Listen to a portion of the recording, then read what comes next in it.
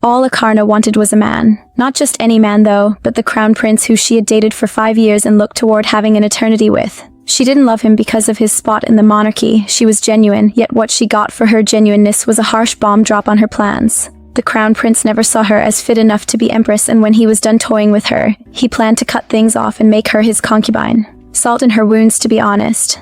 She wanted to get a proposal for him and was left to watch him get married to another woman. Aarna was hurting, and somehow that hurt, in future, lands her in a forest with the 30 sons of Alandos who proposed to her. It's a funny turn of events still. Let's not get ahead of ourselves. Let's pace back a few months. She is in a carriage. It's a stormy evening, and she'd rather be anywhere else but here, if not for the heavenly mission she is on. The carriage driver and an escort try to make sure the ride is as smooth as possible and comfortable too, assuring her that they'll arrive at their destination in a jiffy. Once they ensure she is decent, they get to chatting, first about her and how she looks unwell, and then her situation. It's the talk of the town, and apparently, the only thing they can think of to discuss, as a means to pass time. They discuss how the crown prince wants to leave her and get married to someone else, but it's this exact thing she doesn't want to hear about. She recalls that afternoon when the crown prince who she had dated for 5 years, not minding the opinions of the temple and the imperial family, instead of proposing to her, introduced her to the woman he planned to get engaged to. Looking back, all that crosses her mind is disbelief that true love can spawn from mere titles.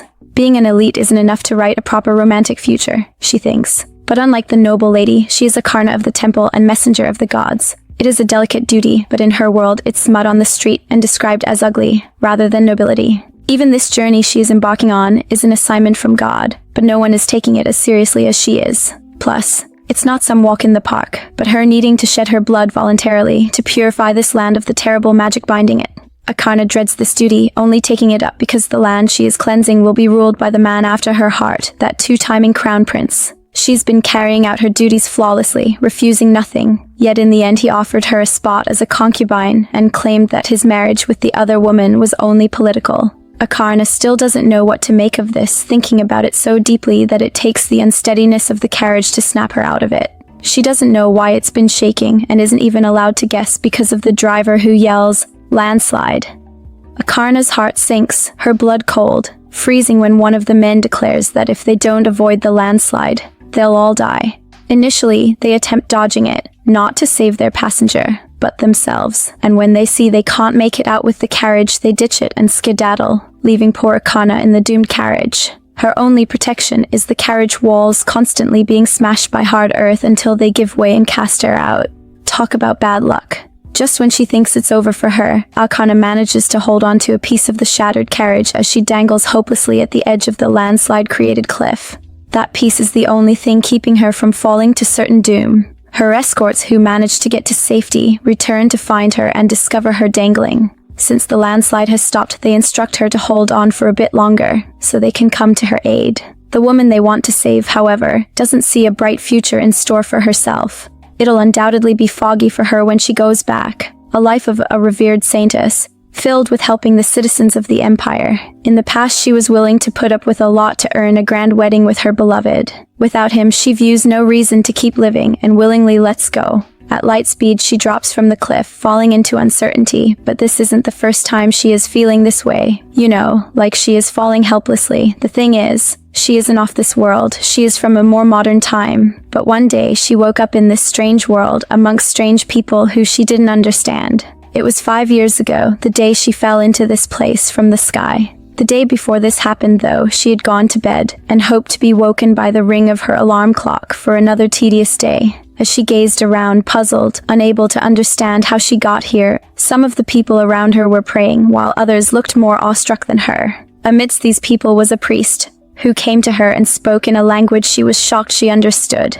The man told her she was Aarna, the woman who came to Earth to convey the will of their god, and cold sweat ran down her face. It was the best way she could react to an explanation so bogus. She was about to tell the man that he got the wrong person, but went quiet almost immediately, as she worried that, although she could understand him, he couldn't understand her. After considering that possibility, she still planned to speak up, but was too slow.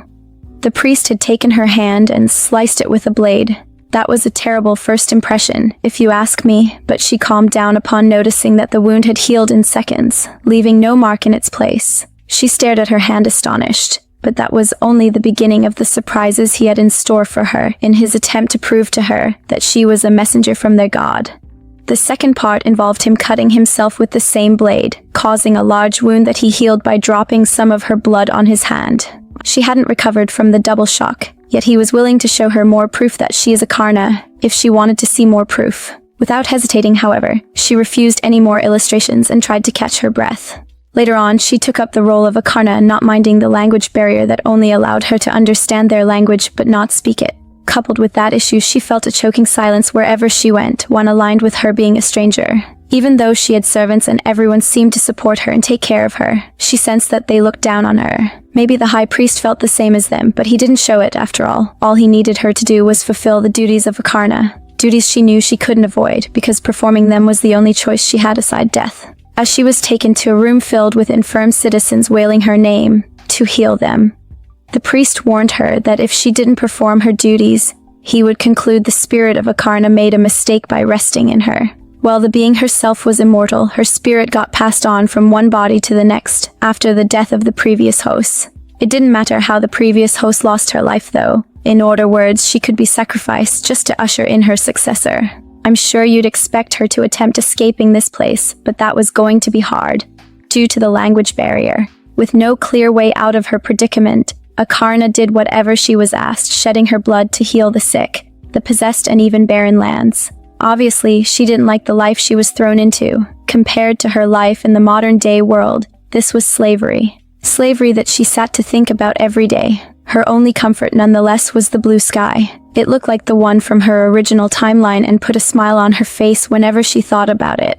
Well, that was until one fateful sky-gazing day the future love of her life obstructed her view with his handsome, curious face. On that day, he noticed her crying, a norm for her, but he butted in seeking to know why she was down. I'm not sure she understood him, or he understood her, but he kindly stretched out a handkerchief for her to dry her tears. Without hesitating, she thanked him for the kind gesture, but her thanks received a cold reception. Cold as in his guards looked like she just swore at the crown prince, and even the crown prince looked uneasy. Helping the chilly atmosphere was Aarna's maid who rushed in and apologized to him on her behalf. She expressed what looked like staged worry for Aarna and informed him of her identity and inability to understand their language. He couldn't believe she didn't understand them after staying there for so long. However, he was willing to teach her their language and how to write in it.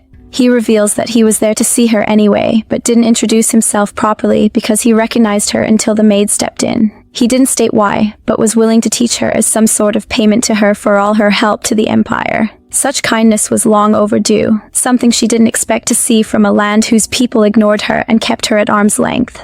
Like a proper gentleman, he planted a kiss on her hand, mid-conversation, and invited her to hang out with him since he was available in town for the time being. After mesmerizing her with etiquette, the smooth criminal finally aired out his name, Prince Aleph Kabod of the Kabod Empire. Following his offer and her acceptance, the man engaged her in language classes. Not his servants or wise men, him, the crown prince, the most powerful man in the empire and the war hero who led the Kabod Empire to many battle triumphs. For someone so war-grounded, however, he was the same age as Aarna, and upon that, a good teacher. On the other hand, she was a speedy learner, getting the basics so quickly that he had to commend her and ask if she had any studying experience. She did. I mean, being able to learn was commonplace in her world, but not in Kabod. It was rare to find a woman her age who was as knowledgeable as she was, due to the male superiority-based rules that ran the land.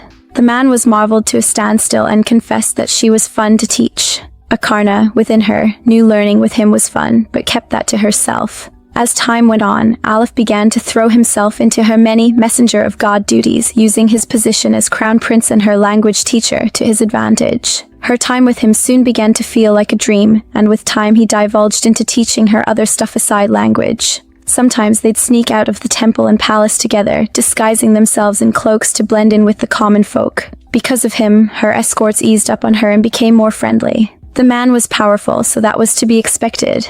But spending time with him was magical, and those moments made her see him as an ordinary man, and herself an ordinary woman and not Aarna. They gathered lots of memories outside the shackles of the castle, but she could never forget their first day sneaking out, all the beer they drank, how bubbly he made her feel. But why are those memories playing out on this day of all days, her last day in this wretched land, so she thinks.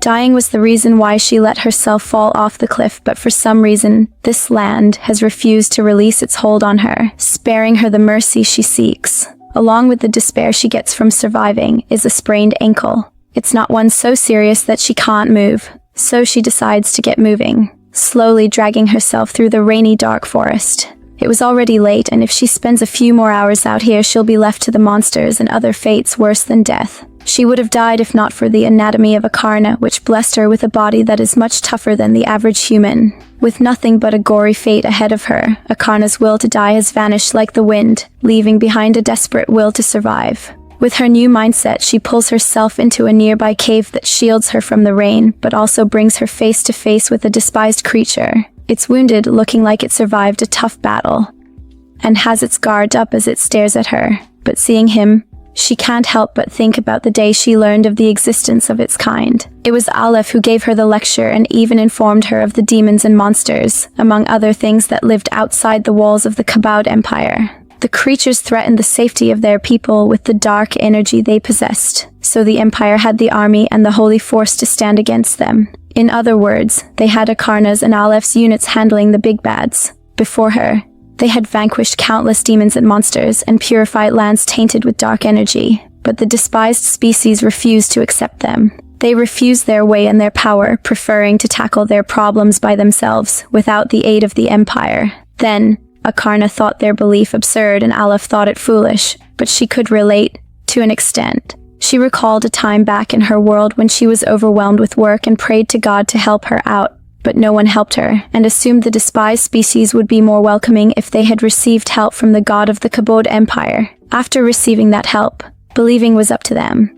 Her resolve confused Aleph and made him conclude that she said odd things sometimes because she was Aarna. Hearing him say that, she decided it was better to explain than leave him in the clouds and told him that although she still had a hard time settling in as Aarna, she always found joy in the happiness of a patient she healed. She felt frustrated that the despised ones rejected that power.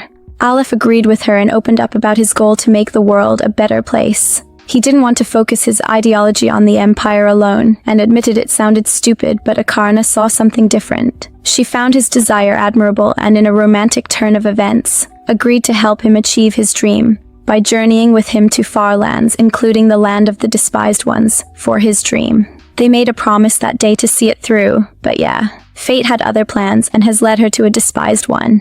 Watching her from a corner, he gets agitated by her continuously gazing at him, but she doesn't feel threatened. For naught, she is curious about whether or not it can talk, and the wound on his chest. Her holy power helps her know his wounds are caused by dark energy. Left untreated, the creature was bound to die in a day, and she is too caring to let that happen and asks him if she can help him out.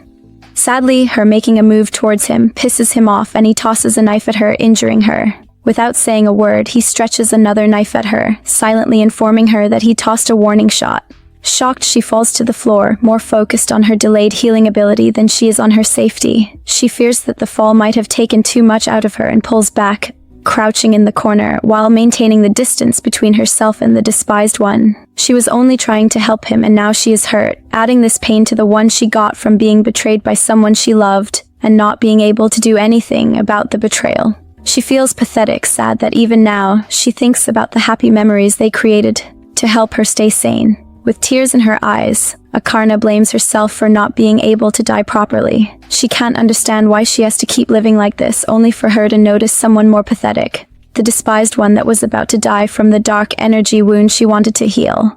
Watching him struggle, she hops to the rescue, cutting herself with the same dagger he used to stab her. So, the plan is to heal the creature, while ending her own life from blood loss, a plan she thought was bound to work. At the last minute, she doesn't even think about the despised one and is more focused on ending her sorrow-stricken life. She thinks her plan works when she starts to feel dizzy and collapses, but with her hands, she flawed her demise. How can the creature she just saved let her die? Of course, his first reaction is catching her once it notices she has healed him. As he saves her, Aarna feels a comfort she has been starved of for a while now, and in her passed-out state, she recounts the warmth of Aleph's warm embrace. Remembering that reminds her of how her obsession towards him started and flourished like a forest fire. She longed to be near him, patiently waited for him to visit her, and eventually, she discovered that it wasn't only her getting burnt by the fire of obsession, but him as well.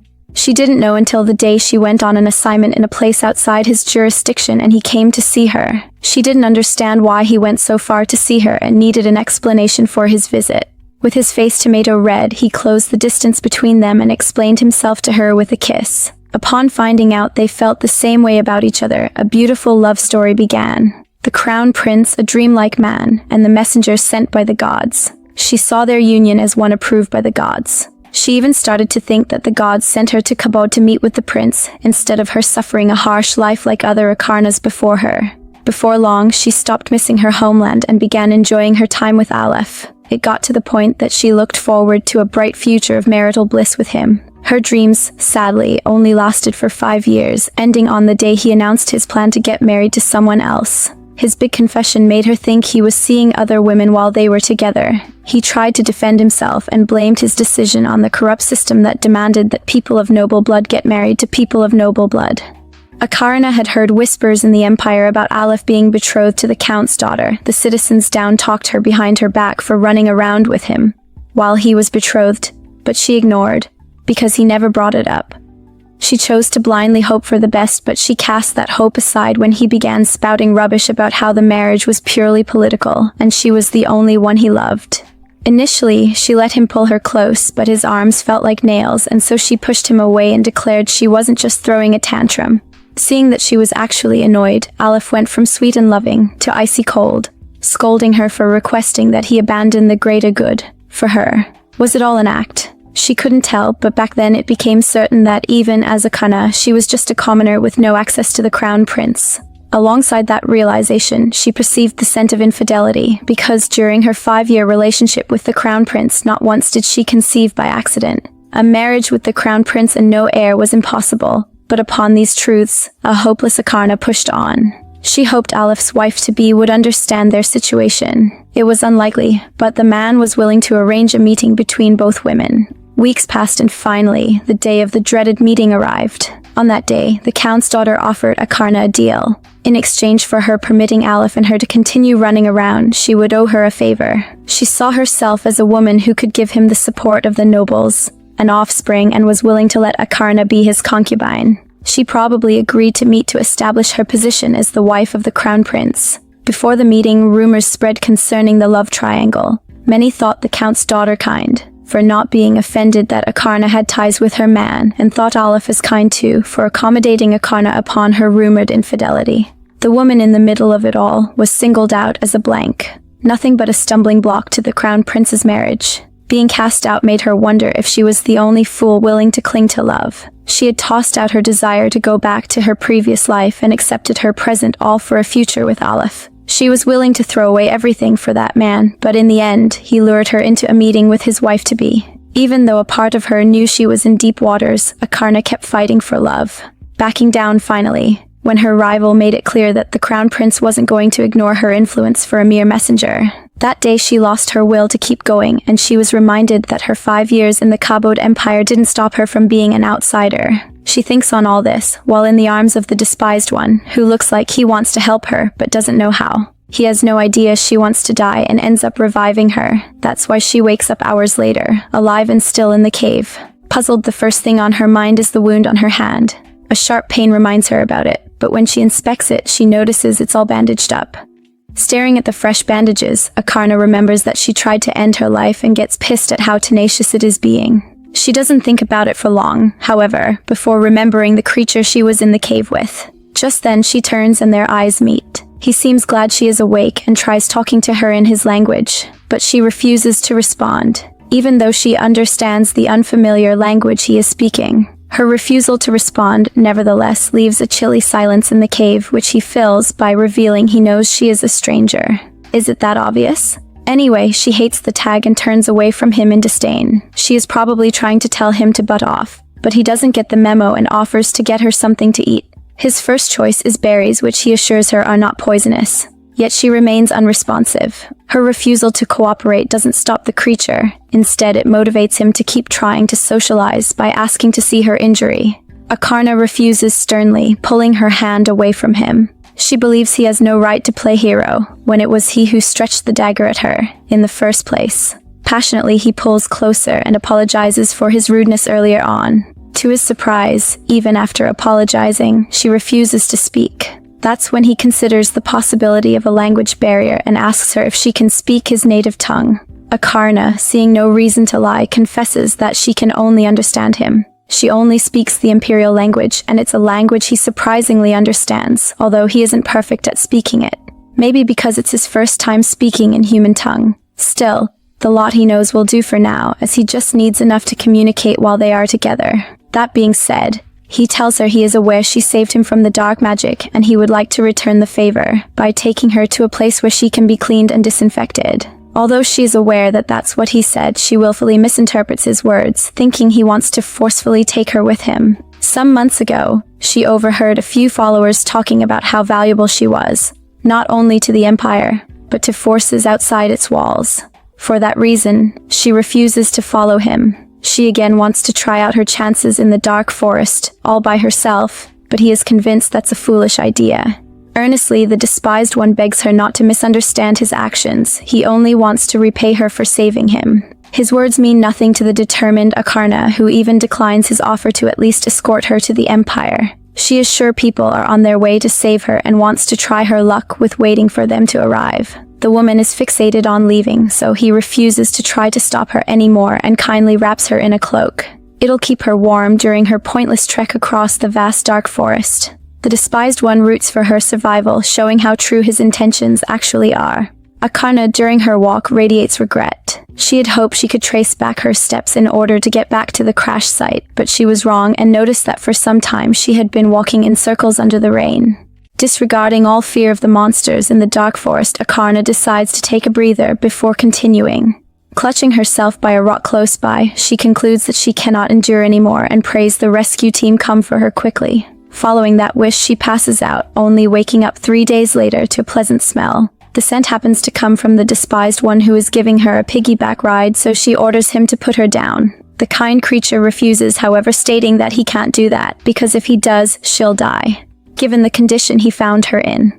He found her after 3 days, passed out, and is curious to know why someone hasn't come for her yet. A part of her feels neglected, but another wants to cling on to the false hope that someone is coming to get her. That part isn't okay with the despised one taking her farther away from the crash site, but when she tries to contest, he cuts her halfway, declaring that he only wants to get her treated. Once that's settled, he plans to take her back to the Empire. On getting his assurance that he will do as he has promised, she breaks down, because she misses home. Certainly the home she is talking about isn't the Kabud Empire, but her life in her world.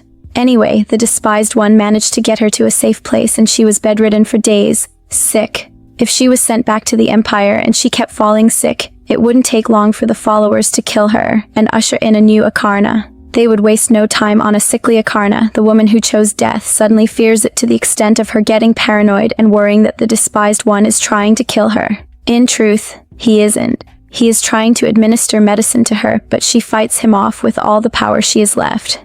Even though she is burning up and dying of a fever, she refuses to comply, so he has to go the extra mile, drinking the medicine and then giving it to her orally, with a kiss that surprisingly revives her. At the end, he is blushing sheepishly, blaming her fever for the extra time they spent with lips locked. Once the heat of the kiss dies down, she starts feeling cold, the aftermath of the fever she experienced. Noticing how cold she is, the despised one warms her with a blanket and himself. In the days that followed, he took meticulous care of her, got her a change of clothes, and helped her get even better. Once he did all this, her senses fully returned, and he decides it's time he got her to a place where she can recover fully. He is tired of staying outside and wants to take her to his home, where his companions reside, and the journey from there is much brighter than it was at the start, and much to her disagreement, he carries her halfway. When she gets fed up, she asks to be let down, arguing that she can walk on her own, but he refuses. His reason being that her body heals at an unusual speed. It's because of this reason that her ankle healed so fast, but incorrectly. Right now, he sees her healing ability as a curse, although she disagrees.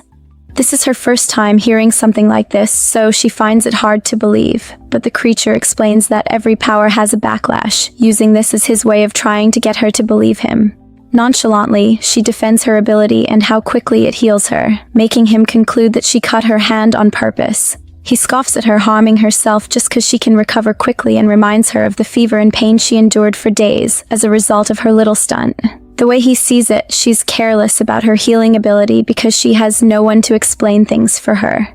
Well, she doesn't think she needed these lectures back then. This is her first time away from the Empire and also the first time she tried to fend for herself since she got here.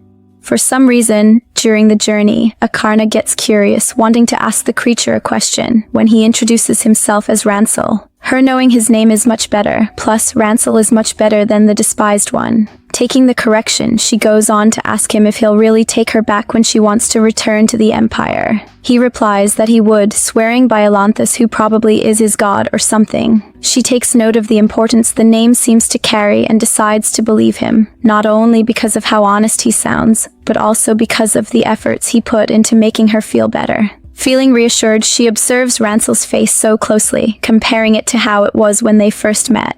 In the process of observing, she stares too long and out of curiosity, she touches his ear. His first reaction in response to that is shock, which is why he almost drops her. His second reaction, however, is shyness, which is why his face turns blood red. The creature looks utterly embarrassed and calls Aarna a shameless woman, but she thinks his reaction is a bit excessive. He didn't react this badly when they kissed. Nevertheless, she apologizes for making him feel bad. Noticing that he had been rude, Ransel apologizes for his tone as he gently drops her. Switching gears, he asks for her name, a question she doesn't think is important until he stresses about it. Her initial plan is to tell him her real name, Seo Jiwoo, but she thinks it a tongue twister and tells him Aarna instead. That should be much simpler for him, it's just a proper introduction, yet for some reason he takes it too seriously, expressing surprise that she opened up to him in a place like this. What does that even mean? She has no idea, but that doesn't stop him from praising her for choosing him. Before she can ask what that means, he silences her with a warm kiss, reminding her of the first time they locked lips. Eventually, she pulls away, but that makes him feel bad. He assumes she pushed back in denial and she doesn't want him anymore, making it look like she was the one who started the awkwardness. She racks her brain to find where she went wrong and traces it back to the moment she touched his ear. It was then all this madness started, which means her touching his ear is a show of attraction. Ransel has no idea she didn't know what she was doing and blushes shyly while admitting he didn't think she would be interested in his kind. Plus doesn't think himself attractive, especially because of his scent, which he thinks is bad. On the contrary, Aarna thinks his scent lovely and does her best to convince him that she really thinks that way. She also admits she finds him attractive, a compliment that encourages him to keep up the intimacy. Sure, she experienced some desire-filled nights with the Crown Prince, but Ransel makes her feel something else. Something so deep that she doesn't even notice when he pledges his life to her. He is talking like they are a married couple or something, but she doesn't stop him. Instead, she tears up due to heated joy. When Ransel notices her tears, he folds like a leaf and starts apologizing. He blames himself for doing something wrong, explaining that this was his first time with a human, but she lets him know he isn't the cause of her tears. The real cause is the Crown Prince and her memories of him. They bring her tears. Right on cue, rain starts to pour down, killing the sweet romantic vibe. The pair are now forced to take shelter in a shed nearby. As they settle down, he asks her to rest, intending to stand guard, but Aarna foils his plan by calling him and feeling on his ears again. For some reason, she gets a different reaction from him, like he is upset. He wants to leave, due to the mood she has put him in, but she stops him, begging him not to go. He thinks he made some kind of mistake. But as he bothers about that, she thinks about Aleph. He claimed to love her, yet he gave his heart and body to someone else while she remains shackled to the past. Ransel can see she is in pain, which is almost true. What's really happening is she wants to be free from that man's hold on her. For that reason, she begs him for intimacy. Observing her, Ransel notices that the look on her face now is similar to the one she had when she pulled the dagger on herself, the day they met. Anyway, he did pledge his life to her, so he doesn't hold back, giving her what she wants. In the end, all she can think about while she is with Ransel is him and not the Crown Prince. The pair get warm a few more times after that, and Aarna is overfed, having enough time to relax as time passes. By the time they leave the shed and start their journey to Ransel's home, she feels healthier than she was when they met. Before they start their journey, he picks her up, letting her know that they'll travel with her in his arms. He also instructs her to be cautious about how much she reveals when they get to his place. He prefers she acts like a normal human, something she can do. After his charge, he holds her tight and leaps toward home, big jump by big jump. The heights he can reach are astonishing, but she is okay with it, even though he is taking her farther away from the crash site. She must really have given up on being rescued. After all, one of the reasons why she embarked on the journey out of the Empire was to get as far away from Aleph as possible. Looking at now, she is aware the forest they are skiing through is not a demonic settlement, even though it's on the outer wall. It also isn't a human settlement, meaning it must be home to his kind. Sure, Ransel is nice to her, but she fears the others might not be as kind. When she arrives at his home, nevertheless, she starts to think differently. The place was warm, his brethren were welcoming, though shocked to see him. They are glad he is alive, but amidst their gladness, she can spot indifference. Could it be that death means nothing to them? If that's so, then she wonders what made them turn out this way. She's busy thinking, when they notice her and request an introduction, which Ransel gives. According to him, Aarna is a woman who helped him recover in the forest. He claims he desires to repay her kindness by housing her for a bit. His long-haired brethren Tavon finds his story hard to believe. He complains that the injuries were so severe that they let him go, but Ransel replies that his being here is proof that he is telling the truth. For now, he doesn't want to go into details, but he will later on. What he wants to discuss at the moment is the guest he brought and her leg, which he'll like a certain Callan to look into. One of his brethren, who doesn't seem happy about her being here, replies that some Hulka offended Callan, making today a wrong day for him to inspect the guest. Plus it was a full moon night, which is supposed to mean something, and the Hulka in question keeps saying he'll die soon. There is too much on their hands to add an outsider to their worries, he adds, before leaving. The other brethren follow suit, sparking tension, but Ransel calms Aarna down. According to him, this attitude was just another Tuesday among him and his brethren. He doesn't want her worrying about that, but admonishes her to focus on getting rest. For that reason, he asks her to follow him, and she does, even though she notices that in this village, she is the only woman. Could the rest be hiding? It'll be creepy if it's just her, though. Casting worry aside, she walks with Ransel to the house he used to stay at, where he gets her a change of clothes. He got the smallest size for her, but understands that it still might be too big on her. That aside, he welcomes her to come to him if she needs anything else. Aarna is sure to remember that, but considering how awkward things between them have been so far, even after they journeyed so many miles together, she thinks he was bluffing when he declared that he belonged to her. That and some other heartwarming stuff he said. To be sure she isn't overthinking his actions, she boldly asks him what they are to each other. The question flattens poor Ransel. He is silent initially, but after some seconds he gets himself together and replies that for now he is only her temporary guardian. He hasn't forgotten that she said people were going to come get her, and he wants to watch over her until then. He believes there's a lot of people waiting for her, due to how confident she sounded. If he were right though, her vibe wouldn't have died. She wouldn't have immediately turned sad, but he can't see that. She silently doesn't want to go back to her life if being just an asset to the temple and the empire, an item to them, but a part of her also holds on to the chance that someone is actually waiting for her, maybe a lot of people, with the crown prince included. She expected a better response from him, but this one sets her back on the path of reality. For that reason, she tells him that there is someone she was to get married to. Although that's not true, she wants to use this to chase him off. After all, she is using him to vent her Aleph-based frustrations. Ransel, yet still, is hopeful about where he ranks in her life. He doesn't mind coming second. She was about to apologize to him for leading him on, but this response was not expected. She wonders if his kind doesn't care about things like this, but Ransel reveals that he doesn't mind being way below second, believing that a woman like her has many options. His conclusion is absurd. Right now, the only men of interest to her are him and Aleph, but she is willing to crush the rank system and delete the crown prince from her list. How can she see him as dear, when he didn't even keep his promises of loyalty? Aarna lets Ransel know she is willing to make him her number one, a conclusion that leaves him smiling brightly. He starts getting touchy from the joy, only to get interrupted by his brethren who are at his door. Like earlier, they look on edge, but he assures Aarna it's fine. He was about saying he doesn't mind being her number even after he returns her to her people, or maybe he wanted to say something else. We can't say for sure, but for some minutes he'll have to leave his lady on her own. Before going, he advises her to stay indoors tonight. He acknowledges that things might get troublesome, but he can't stay with her on a full moon night like this. There'll be trouble in the village and his comrades need his help.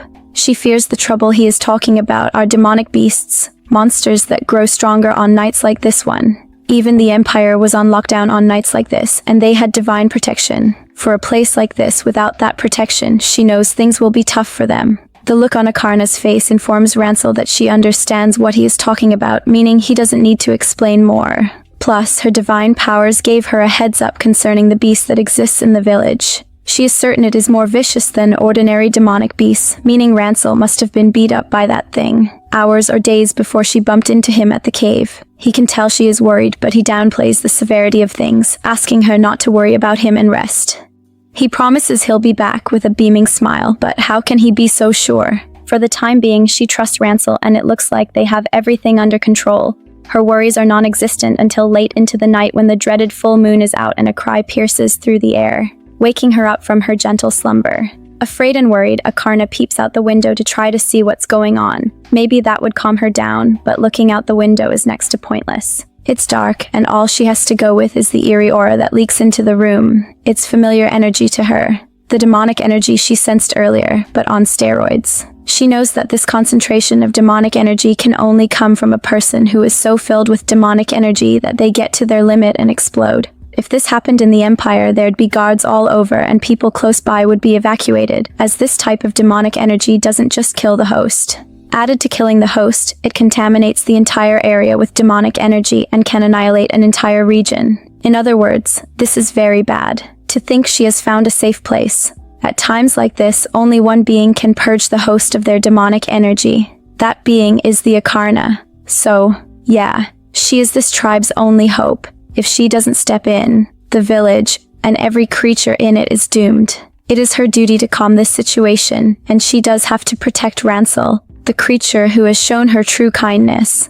As an Aarna, she has learned and seen a lot. In times of disaster, there are those who stand for the weak and embrace them, while there are those who take advantage of them and steal from them. They only think about their survival and don't mind using the weak to achieve it. She has seen these weak, sick and injured, be abandoned countless times, but the folly of the shameless ones didn't end there. When they found out of her existence and her ability, they sought to use her to their advantage. They would have prevailed if not for the temple that protected her. She needed the temple as much as it needed her, but out here, there is no temple to protect her, and all the creatures here are male. That's enough to make her wary. She doesn't know what would happen if they discover she is Aarna, but the more cries she hears, the more she is moved to want to help out.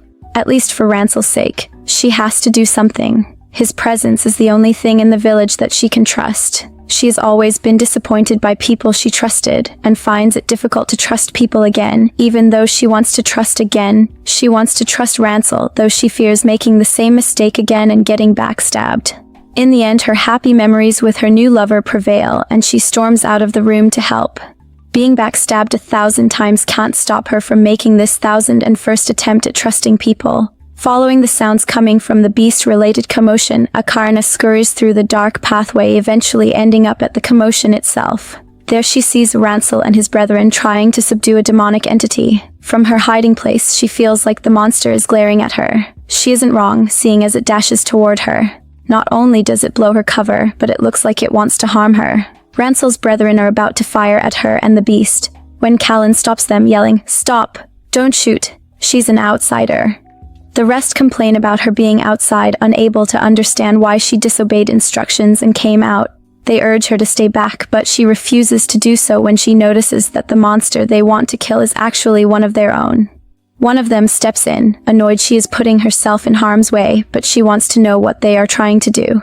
Without hesitating, she tells him that they plan to kill their comrade by morning, but she scolds them for wanting to do that. Based on her past experiences, she assumes they are trying to prey on a demon-injured comrade. She thinks him weak and concludes these creatures do stuff like this on a regular basis. Her presumption meets serious backlash from the others. How can an outsider understand that their brethren, Hulka, is not weak? He is greatly important to them and had long determined that he would die on this night to end his suffering. This is his will and they are bound to honor his request, but that doesn't make it any easier. She didn't notice it at first, but some of them were crying while trying to bring his suffering to an end. Aarna apologizes for having misunderstood them, but that doesn't stop her from standing her ground, refusing to step aside. Another tries to convince her to let them end this before it's too late and the night is over, but she argues that she can heal him. Then and there, in front of all Ransel's comrades, She doesn't mind setting her safety aside for this one who is troubled. Using Ransel as her stronghold, she begs that they let her heal Hulka like she healed Ransel. But asking this prompts Kaelin to inform her that Ransel's wounds were caused by the one she is trying to protect. Like her, we all thought it was caused by a demonic beast, and Kaelin compares him to one, given the state he is in right now. He agrees that he doesn't know how she healed Ransel, but he is certain there is no hope for Hulka, who is this soaked in demonic energy, but she thinks otherwise. Giving up on the sick, injured, or distressed is not something she excels at. Since they plan to kill Hulka anyway, she begs for one chance to try something and requests for a knife. Kalan is reluctant to oblige because he knows that if something goes wrong with her attempt, it is them who will suffer the wrong, but eventually gives in, tossing her a knife for Hulka's sake. Glad they want to save Hulka too, Aarna wastes no time and draws her blood.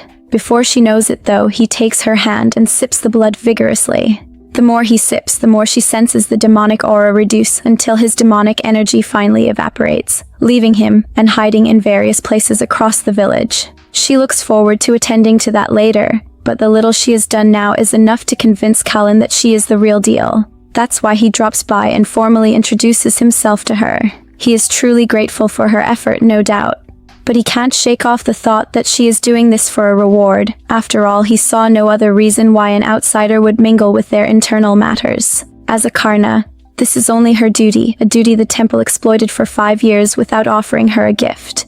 It's ironic that in a few hours of knowing some other members of Ransel's despised race, she prefers their treatment to that of the temple. Anyway, she doesn't mind getting rewarded, and Kaelin sees no reason why she shouldn't be. His comrade Hulka had been screaming about wanting to die for the past few days. This is the first time they are seeing him sleep peacefully. Isn't it heartwarming? He wants to know if there is anything she needs to quicken Hulka's healing process and is willing to get it for her.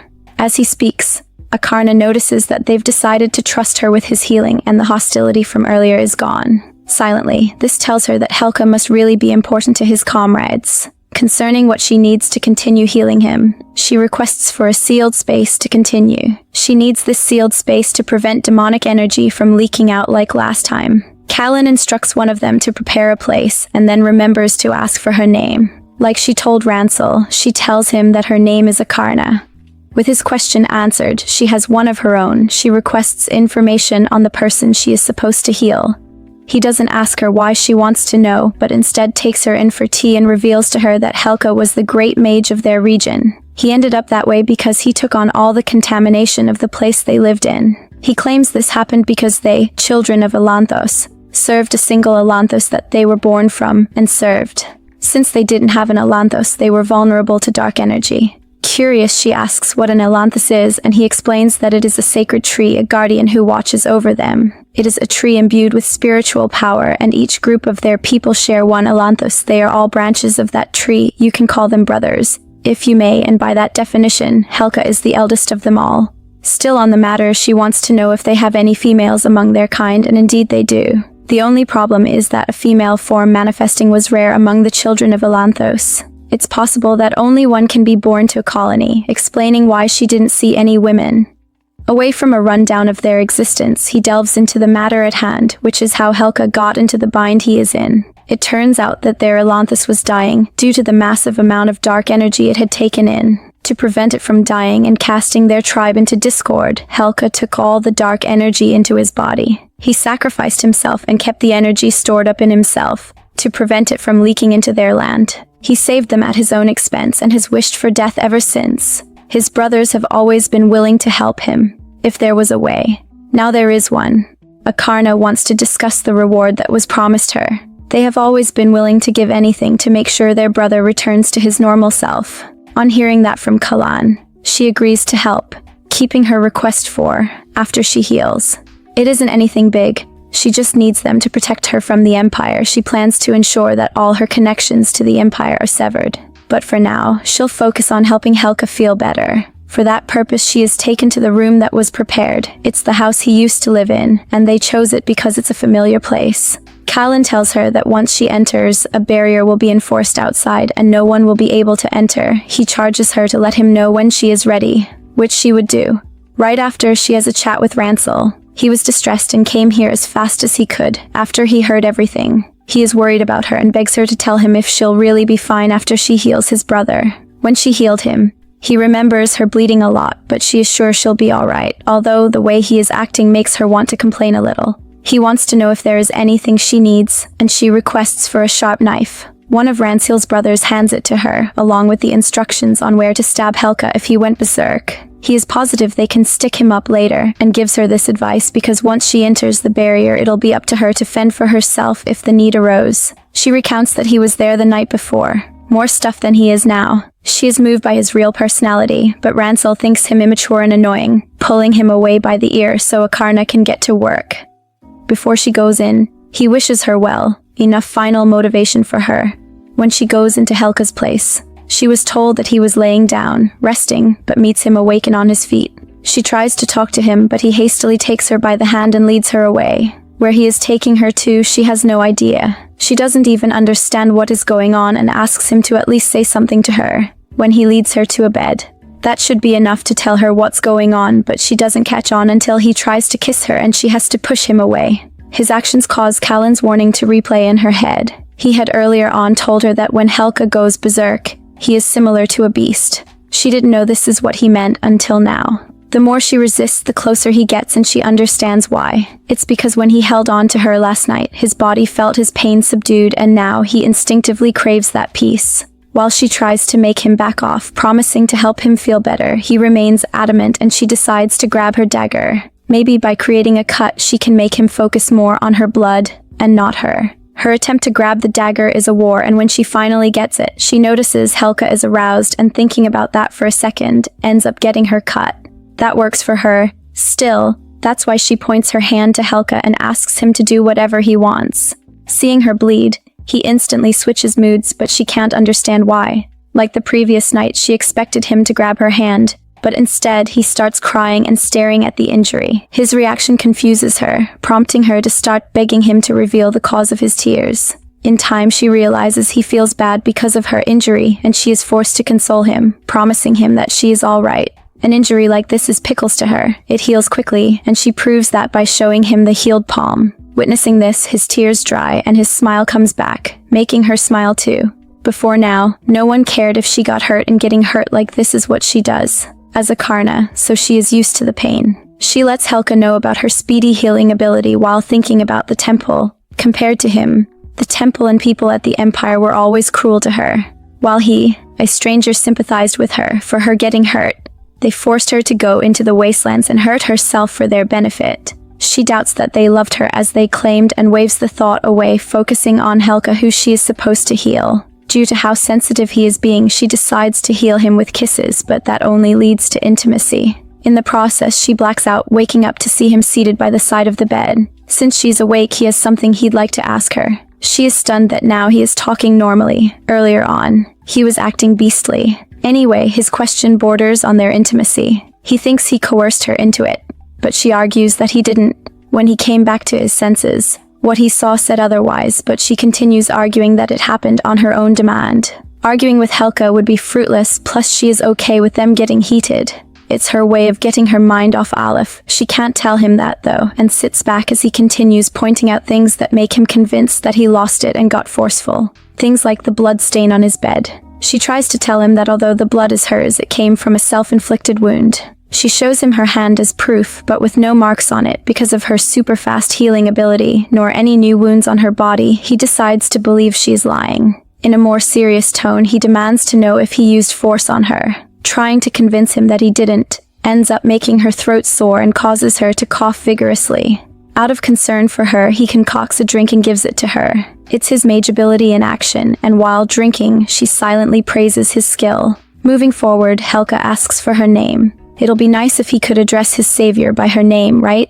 She tells him that he can call her Aarna, but the mage freezes. The only Aarna he knows is the Aarna of Carnassian, but she doesn't know what a Carnassian is. Her ignorance prompts the explanation that follows, an explanation Hulka does, with the aid of a magical projection of a world other than hers, and this one she is in. It is a world that is home to their gods, a world called El Regnil, and Carnassian is one of the continents there. He further reveals that Aarna is not a name, but a title for people who live there. He doesn't want that. What he requires is her real name. It's been so long since she used her first world name that it feels awkward to say it, still she does, telling him that her real name is Seo-ji-woo. He gets the name wrong on his first try, calling her Seo-ju, the same error the priests at the temple made when she told them her name. It didn't take them long to disregard that name and force her to go by Aarna, the name she came here to hear. 5 years ago, she abandoned the name Seo-ji-woo, so she is okay with being called Aarna, although he isn't okay with calling her that.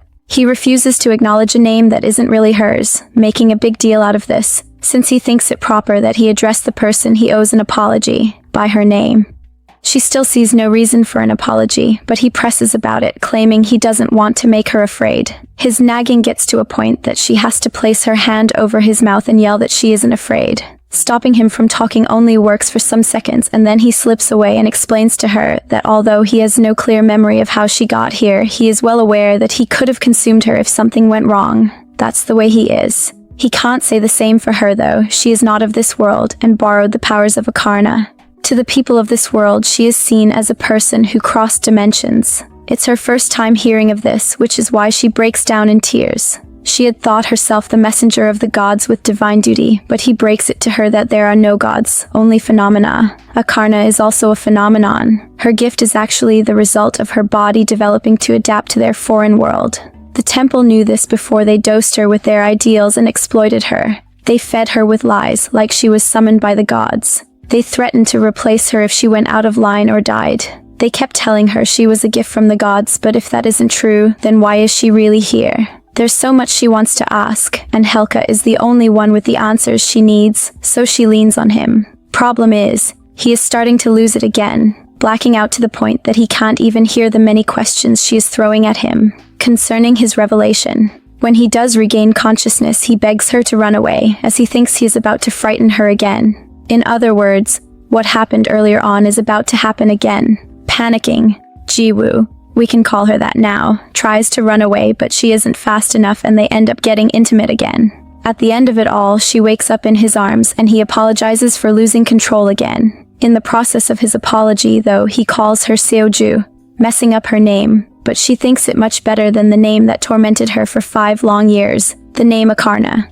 While bearing that name, she dressed like the character, silenced her emotions, like the position required, and not even one person called her anything other than that name. Even the crown prince who claimed he loved her, called her that name. So which was she to him, Aarna, or Seo-ji-woo? She forgot she was human if not for Hulka, who just reminded her that she is. Although he got the name wrong at first, she isn't offended and corrects him. It's cute when at his second attempt he gets it. So cute that she ends up in tears.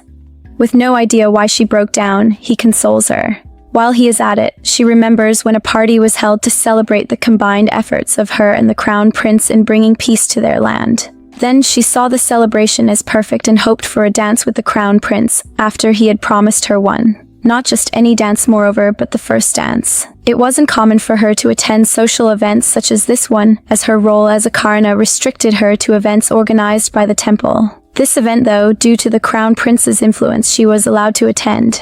With the first dance, she wanted to claim Aleph in front of everyone, show them that he is hers, but he refused her that opportunity, treated her wish like it meant nothing, under the guise of respecting the social order. Before the host of guests, he disrespected her, ordering her not to touch him when she kept begging for the dance. By doing so, he made her an object of gossip while he went to dance with the count's sneaky daughter. It was the worst first social event experience, and this is getting interesting. Compared to that woman, she didn't stand a chance, and the guests knew it. While they wrote her off as a servant of the temple with no etiquette, they praised the count's daughter for her elegance and how perfectly she looked standing by Aleph's side. The gossiping of the crowd bothered her a lot, and there was nothing she could do but feel sad that he abandoned her to face all the noise on her own, while he danced with his wife-to-be. At that moment, she felt invisible to him and wondered if he truly cared about her. That day, as on others, she tried to defend him, telling herself he was only fulfilling his political duty. But if that was really the case, wasn't he supposed to show the people the woman whom he really loved? All she wanted was the first dance, and that day, like other days, he was unable to keep his promise to her. Ji-woo used to think that she could survive by clinging to his love alone, but the man never kept his promises. She put up with that for so long, and the comments from others about her relationship with him. They wanted her to understand his position and keep giving herself to the people. They called her so many times that she has nightmares about that part of her life. Only this time, Callan is there to wake her up. He initially wanted to let her sleep in, but she looked distressed, and he had to intervene. His first guess is that she had a bad dream, which is slightly true, but to her, him figuring that isn't a big deal. The only thing she takes seriously is him calling her by her name. She never told him, but he did hear it from Hulka. Truly, he is hurt that, after he properly introduced himself to her, she kept this from him, but he doesn't make a fuss about it. Mentioning her patient prompts Ji-woo to ask how he is doing, and Callan assures her he is fine and fully recovered. He thanks her for her help, and adds that Hulka is so healthy that he went off to get a friend of theirs who lives far away from the group. If he knew she'd be up so early, he would have waited to see her before heading out. Callan permits her to give him a good smack on the head when he gets back. She probably won't do that, but moving on, he wants to discuss her leg. He had heard from Ransel that she had hurt her leg, and that her healing ability was worsening her condition. To prevent her needing surgery, he crafted a support shoe for her and helped her put it on. He plans to return her once her leg is corrected, but that conclusion makes her fret. Unaware of how visibly shaken she is, he eagerly reminds her of the arrangement she had with Ransel, the one that involves him returning her to Kabod.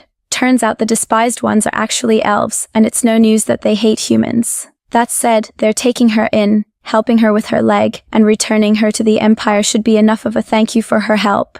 She did plan to go back with the rescue team when they came for her, but to go back to Aleph and the entire system that exploited her. It gives her no joy to return to that place, and she is about to tell him that, when Ransel stops by. He has been coming around a lot to check on her, and Callan invites him in to discuss something important. Wasting no time, he pulls him in by the ears, scolding him for waiting outside every hour, instead of coming in like a sane elf. In a stricter tone, he orders Ransel to speak up and tell her what he has to say, but he turns away, upset, and claims it's fine. She suspects his mood stems from feeling bad about having to take her back, or maybe he is sad he'll never see her again. They forged a deep bond before coming here, and she doesn't even want to go back. Fear of being returned makes her cry, but this reaction comes out of the blue, and they don't know what to make of it, so Callan pins her tears on Ransel. Ransel, to vindicate himself, reveals that he reacted the way he did, not to upset her, but because he was hurt that she kept her real name from him.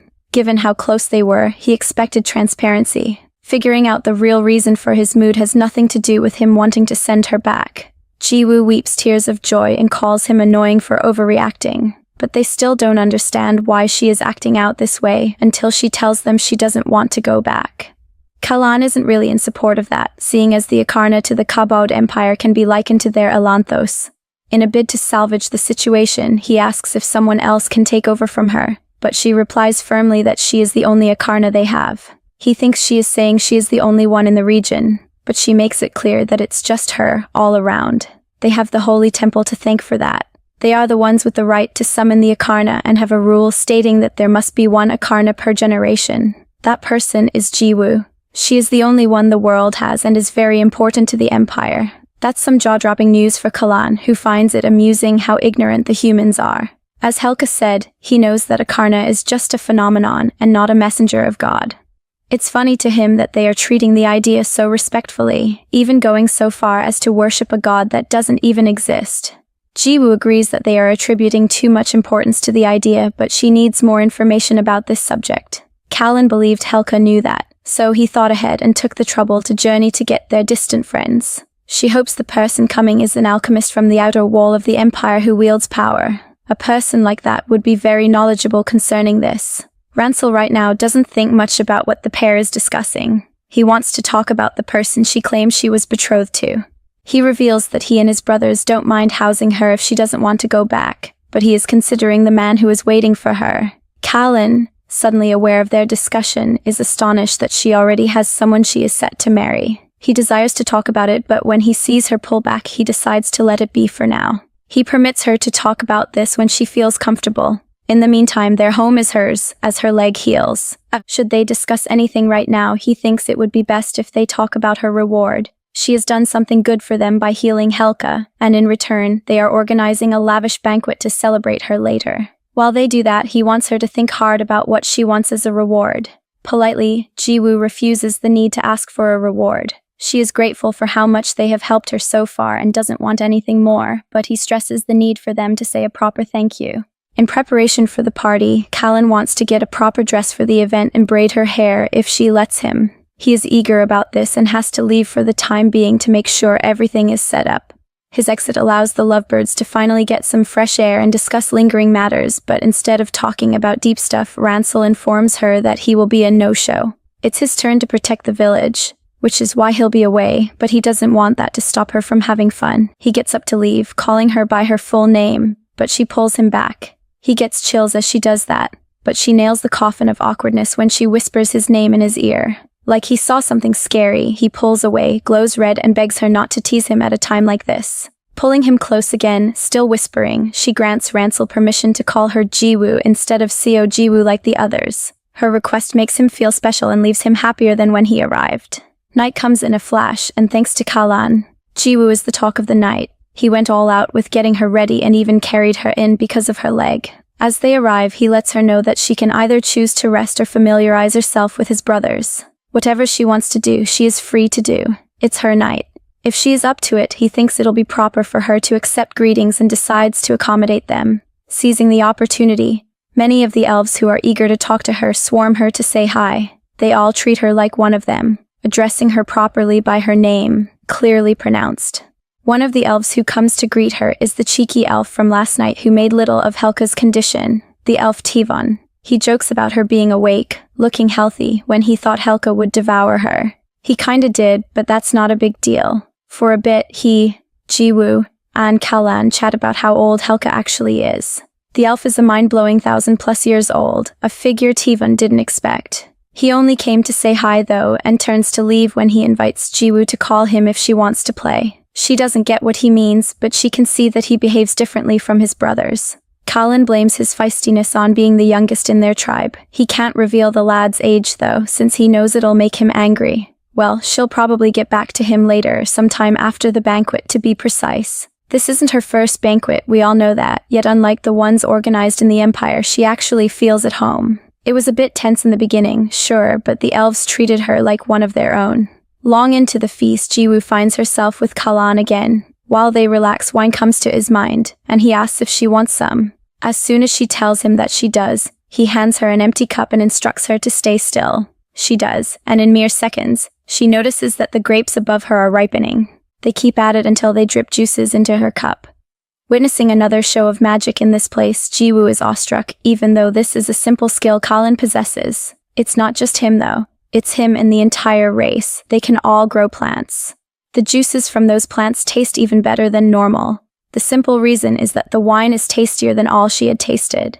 Even tastier is the next thing Callan wants to discuss with her, a ranking of the elves present from most handsome to the least. She didn't see this coming, yet she put Tevin as her #1 pick. Her reason is simple. All the elves are handsome. She would have picked her Ransel if he were here, but he isn't. Tivon looks like him the most. She keeps going at Kaylin's request, picking one after another until her eyes fail her and she does off. By the time she wakes up, she is in Callan's arms. He is taking her to a house where she can rest since she has sobered up, but as they walk into the building, an army follows them. Confused, she asks why everyone is walking in. That's when Callan explains that they are here to keep her company at night as a reward. They are all the elves she picked earlier on, but she didn't know this was what she was signing up for, and she confesses that the rankings were a joke to her. Tivon, her #1 pick, doesn't take that lightly. She suspects they planned something big, since it's a reward. All sobered up, she thinks it rude to tell them that she didn't want their services and escapes this time by claiming she wants to wait for Hulka to return before receiving her reward. Tivon buys the explanation, thinking she wants to wait to see the alchemist too. Willfully, they all tell her goodnight and leave, assuring her that she can call on them when the time is right. With the last elf leaving and the door slammed shut, Jiwoo heaves a sigh of relief. She feels less relieved, however, on hearing from Callan that she might have hurt their pride. That aside, there is something he wants to discuss with her, if she has the time. Willingly, she agrees to have a chat with him, but he waits until they both get comfortable before he opens up about how he heard from Ransel that she was supposed to get married to someone. He'd like to know what happened to her plan to marry that person. The person in her mind when she told that lie to Ransel was Aleph, but with the help of the elves, She hasn't thought about him for a while now. She's positive now is the time to open up about her situation, but keeps it brief, telling Callan that the person she was supposed to marry wants to marry someone else, so she ran to this place. At his request, she ends up pouring out every single detail about what went down with her and the crown prince. During this narration that she had never told anyone else, Callan was as supportive as he could be. His reactions and her finally opening up give her soul peace. Shockingly, when she finishes, Callan confirms that she no longer has anyone to marry. Her positive response prompts him to offer himself and his brothers to her as partners if she is up for it. She refuses to take him seriously, but he doesn't back down because this is perfectly normal in the Elragnile. Due to how scarce female elves are, when one is born to a tribe, she serves as their ruler. Every tribe has about 30 men on average, and the female leader wives them all. His request is a lot, not something she thinks one person should decide, especially since some members of the group might actually be looking for individual pairs rather than a communal wife. They're from different worlds. No wonder she sounds crazy to Callan. He can't tell her that, but he does explain that most males spend their entire lives without a mate. It isn't their duty to choose one. They get chosen. Howbeit, she can't come to terms with marrying all of them or understand how things progress so quickly in a place where humans are usually rejected. For the first time in her 5 years of being in this world, she uses the excuse that she is an outsider to try to dodge this, but Callan breezes past the excuse. He doesn't view her as an ordinary outsider, but the Aarna who showed them kindness. There's also her desire to stay with them and not return. That's a golden opportunity for him. One he can't pass up. Could it be that they aren't good enough for her, he asks, his face filled with pity.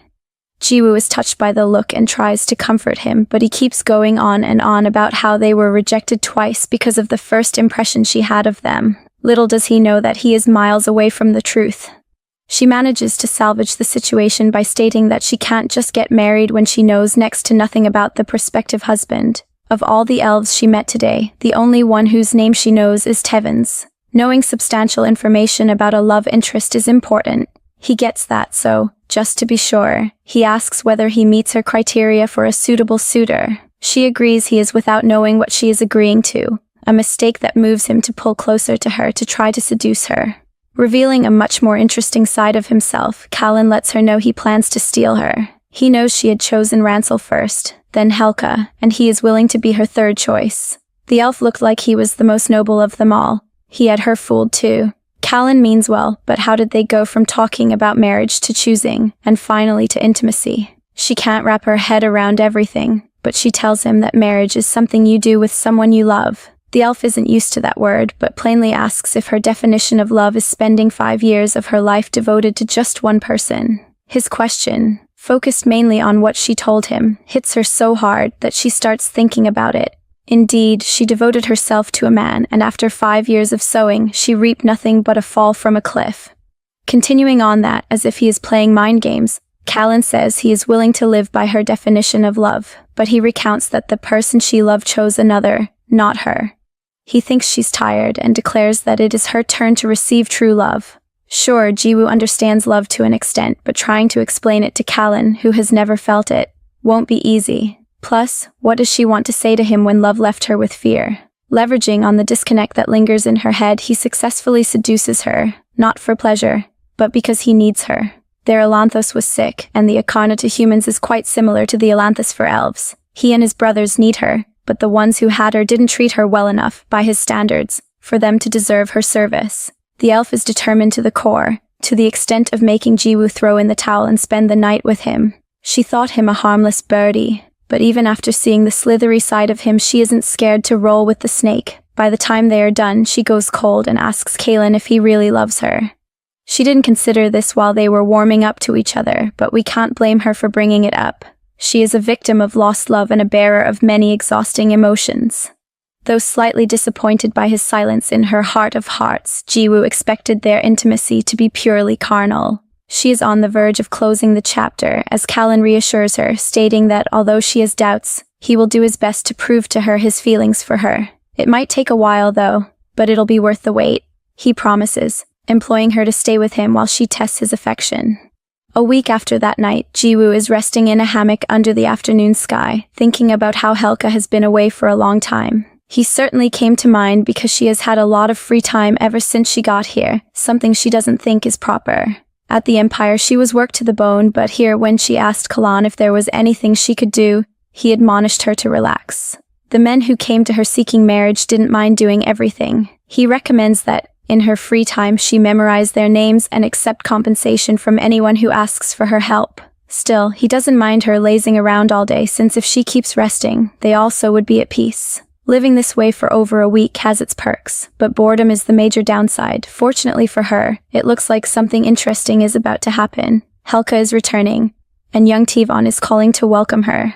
As they arrive at Hulka's location, Jiwoo can see now that he is the largest of them all. Maybe his age plays a role in that. And he is here with the alchemist, who is visibly agitated. The little chatterbox in her kicks in, and she leans to Tivon, wanting to know if the alchemist doesn't look as handsome as he said because he is annoyed that they brought him by force. She can tell his mood from his ear placements. It's the same with all elves, and a week with them has helped her notice that. Anyway, she doesn't get an immediate response from her proposed gossip partner because he is so focused on her touching his ear that he is left shy. Ordinarily, she'd try to calm him down, but Hulka doesn't let her do that, dropping all he is doing to rush to her side.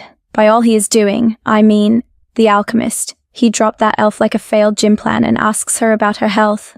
She replies that she is fine, her eyes on the alchemist whose face she finally sees properly. She gives him a solid 10 and would like to know more about him if not for Hulka telling her about the ups and downs of his trip. When he is done with that, he asks for a favor. It pains him that he has to bring this up immediately he returns, but Callan signals her to ask for compensation. She does, and he admits he had that in mind already. Should she be of help to him, he promises to send her back to the world she was before she became a Karna. A promise that big.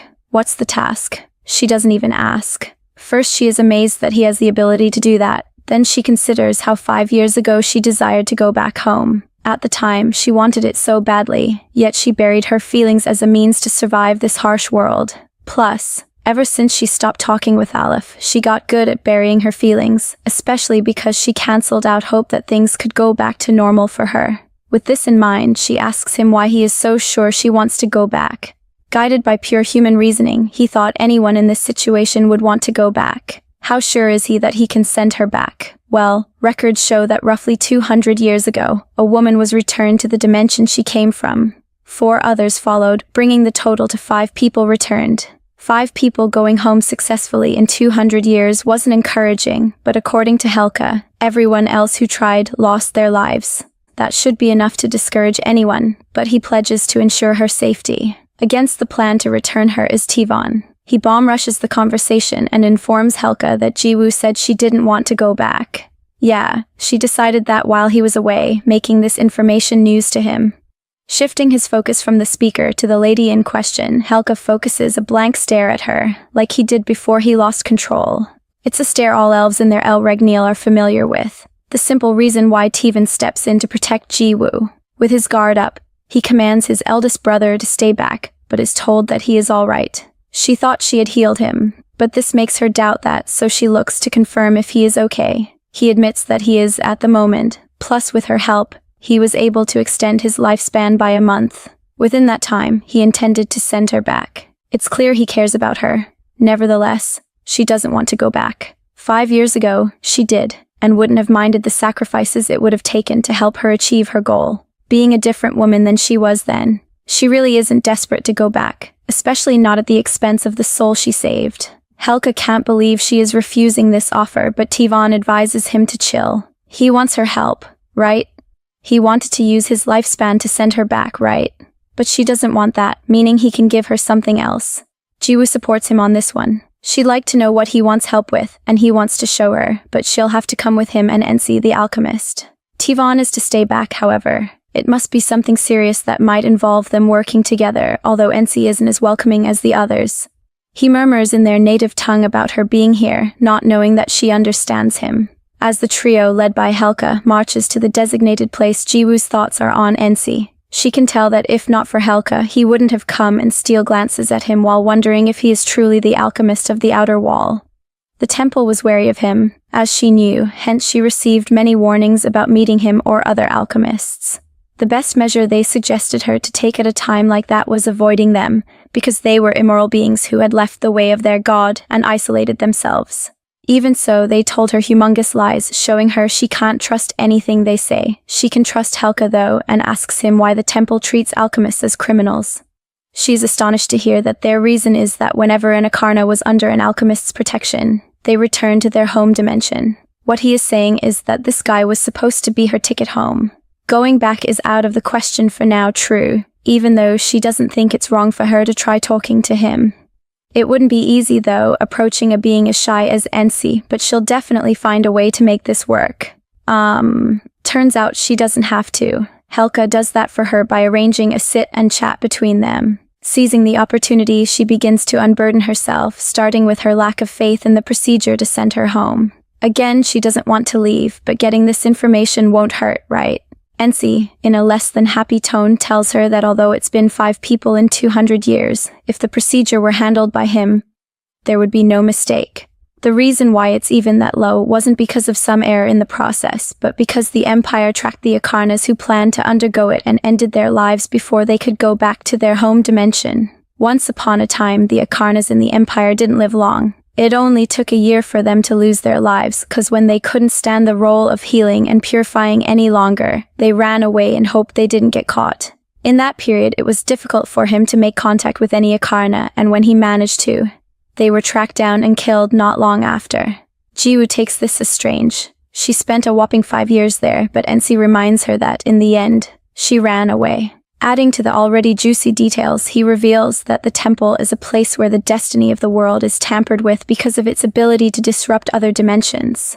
Although now she is the only Aarna here, there was a time when other Aarna would appear in various places other than the Empire. Things weren't so bad then, but the Empire's hunger for power led it to ensure the phenomenon occurred only within the Empire. They did this by driving demons and monsters from the Empire's environs into other lands. The thing is, Aarna's likelihood to appear in a place diminishes the more that place diminishes, resulting in an increase in demonic energy and cursed beasts in an area, which means less likelihood of an Aarna and an increase in demonic energy. With time, only the Empire was safe enough for the Aarna. For that reason, the Holy Temple was able to secure a place for Aarna, which is why they kept getting them.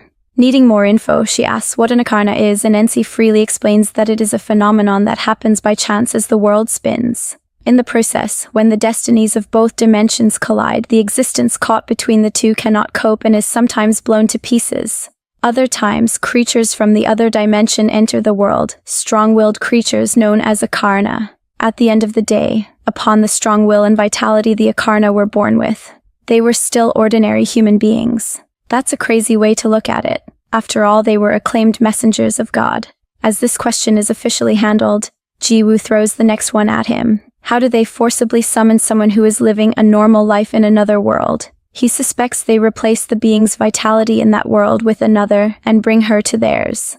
Most times, they summoned an Aarna when there was a big war or mass vanquishing of demons. This makes sense to her, given the many chaotic times when she was preached as a beacon of hope for the Empire. In those days, many would cry to her and beg her to save them. Wails that pierce her mind even now. A combination of that and the information she got today is a maddening mix, leaving her confused. He can't allow her to dwell on the past nevertheless, and asks for the favor she was brought here to discuss.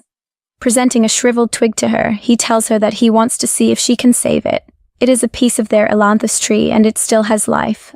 They had traveled long distances in search of someone who could save it, but they found none. Since she has stayed in their dimension for more than 5 years, they both have faith in her ability to help their tree. Should she be able to heal this, he will take her to the rest of the tree for her to heal it. Willingly, Jiwoo accepts the task, but for her reward, she wants to discuss that later. Once again, they have a deal. All that's left are the preparations for the procedure. For that, Ensi sends Hulka out. Jiwoo probably stays back to heal the branch, but she can't help but notice something else that is sick. Ensi, curious about his situation, she moves closer to him, only for him to pull back, yelling that he is dirty. She can't understand why he reacted that way, but notices the hand whose glove fell from. Looks infirm. Without holding back, she takes his hand and asks why it's like that. Shyly, he pulls back, ordering her to stay away from him. Like she isn't hearing him, Jiwoo keeps pulling closer, her curiosity rising by the second. She recalls that he mentioned meeting another Aarna, If that's true, she wants to know why he didn't ask other Aarnas to heal him.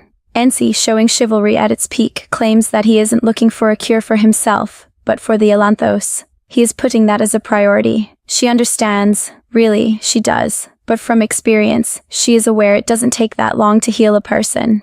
Why didn't he get an Aarna to do it for him? That question pops up again, but instead of answering it, he brings up the issue of how every Aarna he met is lying in the dirt. They weren't beings with unlimited power. They suffered terrible endings as a result of their looking for freedom. An Aarna's lifespan revolved around how large her will to live was, but he thinks it was better they stayed back at the temple, for a life with a span of 1 year was no life at all. Ensi is positive her power won't last forever, but she waves off his worries by urging him not to worry about her. She still wants to live. Not too long ago, dangling from the cliff, her will to live was spent, but surviving and getting here, that will was rekindled, and she desires to spend some part of her life bringing smiles to these elves who have taken her in. Stubbornly, she stands her ground that although she needs compensation in return, she will heal Ensi first, and then the Elanthos. Ensi passes on her help, but he can't outwill her. The woman is convinced that he can't fully help the Elanthos if he isn't okay. Tired of going back and forth with him, Jiwoo reaches for a blade, planning to use it to help him, without his permission. But he stops her. Of course he knows how her power works, but he shuns that method. It corrupts the mind of an Aarna. Saying that stops her in her tracks. For someone who has seen so many Aarna pass away, she now understands that it's not just those who ran mad from the harsh lives they were forced into, or those who tried to escape and failed, but also those who continuously cut themselves. If she can't do it the fast way, she doesn't mind going slow and tries to heal him like she healed Hulka. Funny thing is, it doesn't work. That method makes him cough out dark energy. Ensi tried to tell Jiwoo that he was a lost cause, but she didn't listen. He expects her to be disgusted by him by now, but she isn't. If things like this irritated her, she wouldn't have survived for the 5 years she did.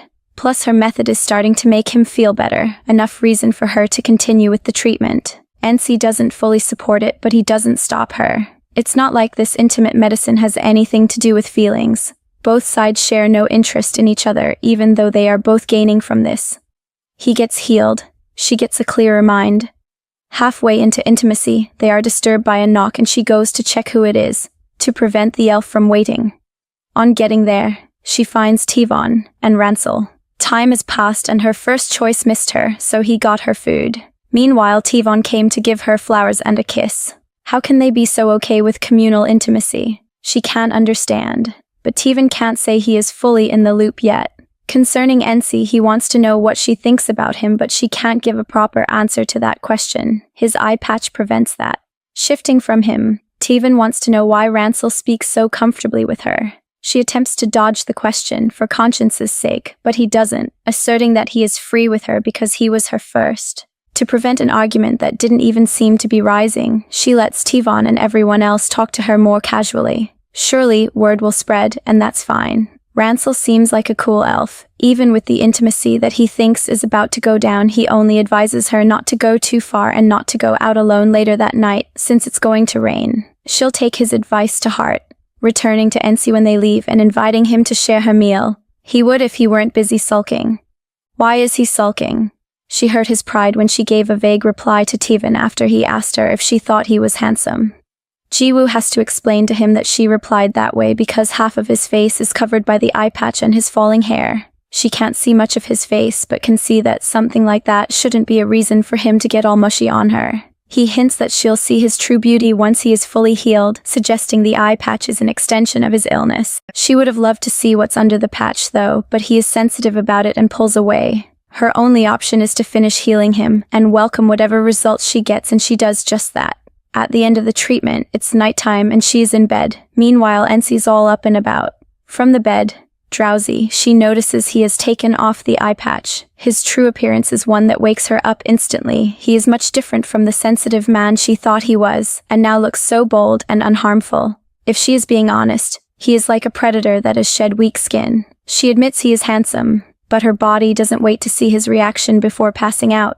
She wakes up later that night to the sound of rain on the roof and takes note not only of the rain, but also that she is fully clothed. He was such a darling to help her out, so she got up to search for him and found him resting at the table. Patting his head, she thinks he fell asleep from tiredness, but his posture tells her he was up to something before then. She can't say for sure what it was, but the flowers neatly placed in a vase and the ailanthus branch by it drop a hint. He must have been preparing the branch so she could do her part. Moving to it, she places her hand above it and thinks about all the piled up love they must have for the tree. Could losing it make them feel the same way she did when she was hurt and betrayed by the crown prince? She can't say for sure, but they helped her fill the void his presence created. She wants to live with them and asks the branch if it wants to live too. As it reacts to her question, it sheds its old skin and starts glowing. Could this be a good thing? She can't say for sure, and the only person she could have confirmed with is fast asleep. She decides to go back to sleep for now and ask him about it in the morning. But it isn't even morning when the sounds of sobbing wake her up. From her bed, she sees him crying like a wounded animal, but doesn't know what to do except feel pity for him. Before him is the ailanthus, and his snow-white hair looks a lot like the ailanthus they miss so badly.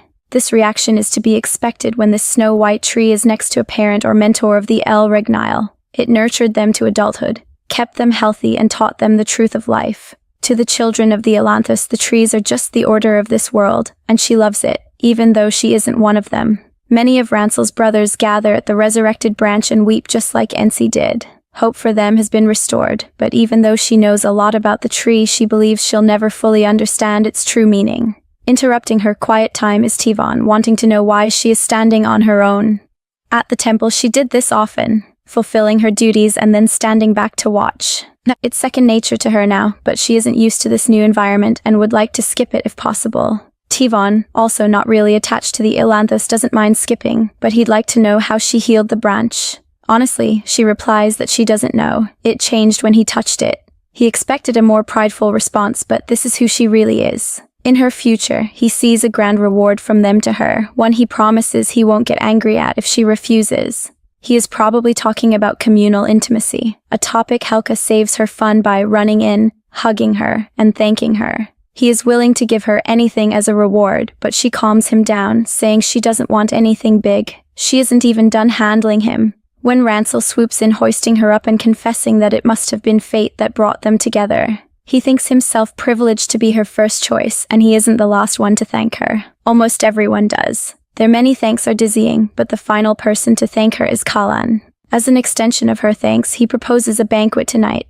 Everyone is happy, and he hopes that this time she doesn't stop them from thanking her. Trying to avoid the same reward as last time, she pleads that they tone down her reward, but Ensi is against that. He acknowledges that she is pretty, but he admonishes her to know when to cast away her humbleness. Ignoring everything else he said, Jiwoo focuses on how he called her beautiful. When probed about it, he attempts to avoid the topic, successfully doing so when she is swarmed again by various sons of El Rignil who want time with her. For the first time since she got here, she lets down Hulka, Kalan, and Rensil and decides to hang out with Tivon in the outskirts of their town. She loves the view of this chosen site, sinking into it while he gets flirty. His first move is teasing Jiwoo about her needing to smile more, followed by his request to know if she wants to get married to them. She can't say for sure, so he moves on to the next question.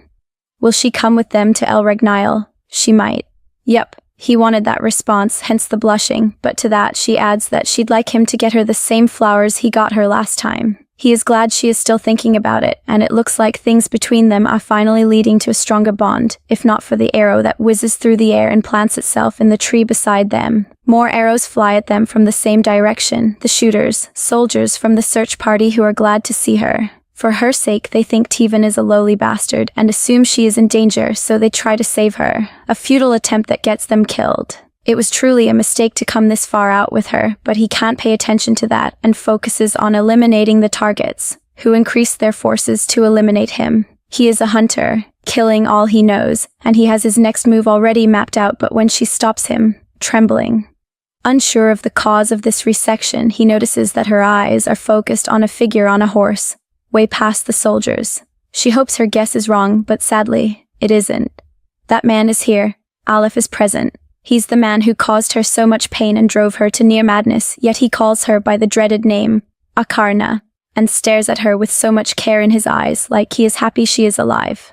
I'm sure we all look forward to a battle between the hunter Tivon and Crown Prince Aleph, but for now, the man ignores him and focuses on Jiwoo. His words are nails to her when he tells her he invites her to come home with him. declaring that he had searched tirelessly for her and even thought her dead. It's their first time talking in a while, but she hasn't fully recovered from what he did to her and wonders why he is here instead of getting ready for his marriage to his fiancée. She expected him to move on as soon as it looked as though she was dead, and his looking for her makes her suspect they might have needed her body for something. Whatever his reasons for searching for her are, she clings to Teven like he is her shield and bluntly refuses to go back with him, thinking he can trick her into going with him. He spews nonsense about how she needs to come with him since her place is by his side. He didn't think she had grown past her little crush on him, but she has, still, for the fun of it. Teven advises her to try negotiating with him. He does that in their night of tongue, so he has no idea what they're saying until she asks him how coming back will benefit her. He smirks at her statement and drops his Mr. Nice Guy facade. He has wondered why she stayed hidden, even though she was alive, and is willing to make her his bride as well as crown princess if she returns with him. If he had come up with this suggestion a month ago, before she had met the sons of El Regnal, she would have hopped on the opportunity. Now, she knows better than to trust that man, or desire anything from him. There was once a time when he was all she wanted, his love. He threw that away without thinking twice. Now she no longer wants his affection, and he is here pretending to care. To get answers from him, she continues her act, and asks him what he'll do about her infertility if she agrees to his terms. Shamelessly, he suggests concubines, not one, but many, a suggestion that breaks her. Even if there was a part of her that would have believed he had changed, he just convinced that part that he was still the same unruly man. All this happens in Teven's presence, but he waits for Aleph to declare that he loves her before he throws himself into the conversation mockingly. He had known the Empire could only produce lowly heirs, but didn't expect them to produce trash this bad. He scoffs at Aleph, thinking he is still in a position to negotiate. Playing with his words, Teven speaks up about how absurd his offer is anyway. Jiwoo wasn't even from the Empire to begin with. No one was going to let her rule by his side. His guards swarm in to defend him verbally, but he stays silent, knowing that there is some truth in what the elf says. He watches silently as Teven lifts her, then tells him that, although he was worried at the start of their discussion, he isn't bothered anymore or interested in anything else they have to say. They had their chance with her and blew it, meaning they no longer deserve her. In a flash, not waiting to listen any further, he leaps off, ignoring Aleph's cries for him to wait. His guards, seeing that their leader has failed to convince her, chase after them tirelessly. While they are at it, he keeps yelling Aarna, sending her mind spinning, but in a matter of seconds they get far away from their pursuers. This gives her a little relief, plus her pursuers get to a point where the magic of the forest prevents them from following any further. It's then Aleph's fury hits maximum, but there's nothing he can do but return and regroup. At Jiwoo's end, she completely loses it. The part of her that desired Aleph's offer takes over, making her consider crazy options like the possibility that things might get better if she accepted his offer and went back with him. She tried being the perfect woman for him, once, the perfect Aarna as well, but she got shown up by another woman. What would change if she returned? Life will go back to being the same. She'll be returned to the temple and resume sharing her blood to purify a land that doesn't value her. She thinks it odd that someone who claims to love her would willingly return her to that life. Tired of watching her suffer alone, Teven swoops in to console her, telling her that she is safe and her enemies are not here. For a woman who thought she had grown past this hurt, Jiwoo is sad that all it took was seeing Aleph once and his calling her Aarna for her to spiral out of control again. To help her feel better, he switches to speech mode, saying she shouldn't be the one feeling bad. After everything she was put through, that man came back and offered her nothing. In negotiations, the one with the upper hand was the one with something to benefit. He told her this earlier on, and explained that it shouldn't be her feeling bad, but them. She shouldn't even feel scared, because although the Empire wants her back, they aren't willing to give her up. Hoisting her up again, Teven intends to hurry back to the village. On his way there, he thinks about the look on Aleph's face while they talk. Although he kept his cool, he recognized that look in his eyes. It contained faith. It meant he believed what he was telling her, that his love for her was true. That might be an issue now, but his biggest concern aside from Jiwoo is that the village may be found out soon. Evening comes, and the golden girl is in bed, fast asleep, having nightmares about people in the temple discussing her. In the waking world, the brothers are Ransel, Hulka, and Kalan. They are here because they are familiar faces to her, and their being here should be able to calm Jiwoo. To an extent, the plan works, but she still doesn't feel good and airs it out, something he acknowledges. The familiar faces present make her think they want to reward her. It suddenly bugs her that the brothers also want her help, even though they'll give her rewards for it. She thinks all this is happening because she is a Karna and confesses that she no longer wants to be this entity, whether a phenomenon or messenger of the gods. Could it be that she wants to return to her life in her dimension, before all this madness pulled her in? No, that's not it. She is only confused at the moment, unsure of what she wants moving forward. She admits she doesn't know what love means, even though the brothers want to love her, and adds that she has no idea whether she wants to marry them. They listen to her patiently, saying nothing as she continues, declaring that she isn't sure whether she wants to go to the El Regnil with them. She has been through a lot over the years, endured it all, and now she wants to rest. Refusing to hold back her words, she confesses that she has remained with them only because this place has allowed her to breathe fresh air. It's been ages since she got that, so she doesn't want them to think she is staying because she loves them. Ensi, gliding into the picture, admonishes her to quit the foolish thinking. Maybe she can continue it later, but in the meantime, they are here to reward her and not to make demands. Kalan, taking the stage, preaches their desire to gift her, and their willingness to change the gift should she desire something else. Their intention to reward her, nonetheless, changes nothing. She is still traumatized by her meeting with Aleph and, with that mood, asks if they'd still house her if she fails to heal the Elanthos. Once the final words leave her lips, Jiwoo regrets her question, thinking she went too far by bringing something so important into her tantrum, but they don't fuss about it. Instead, Ransel reaches out to her, calmly reminding her that she saved him, and failing to save the Elanthos won't change that.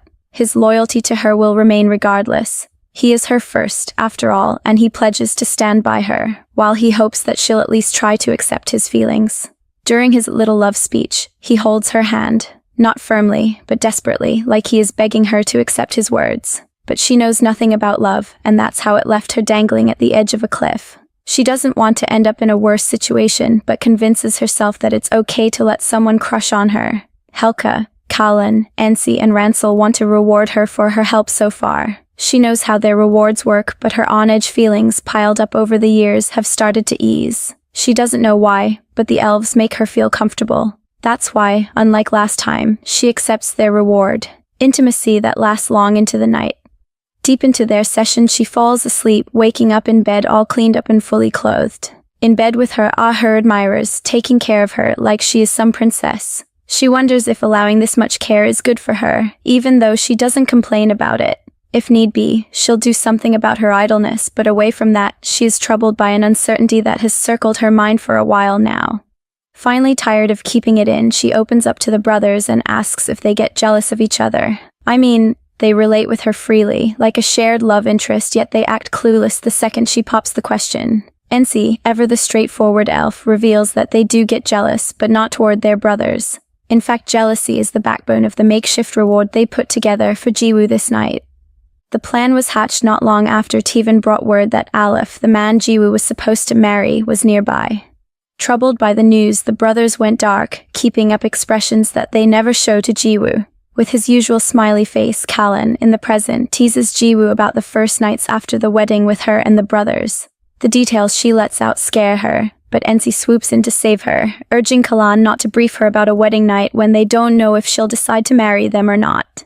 Taking the message, he tones down his approach and begins to beg Jiwoo to marry them. By doing this, he sets off a silent alarm in her head, making her see that something fishy might actually be going on. She can see an order in their actions. First, they got intimate.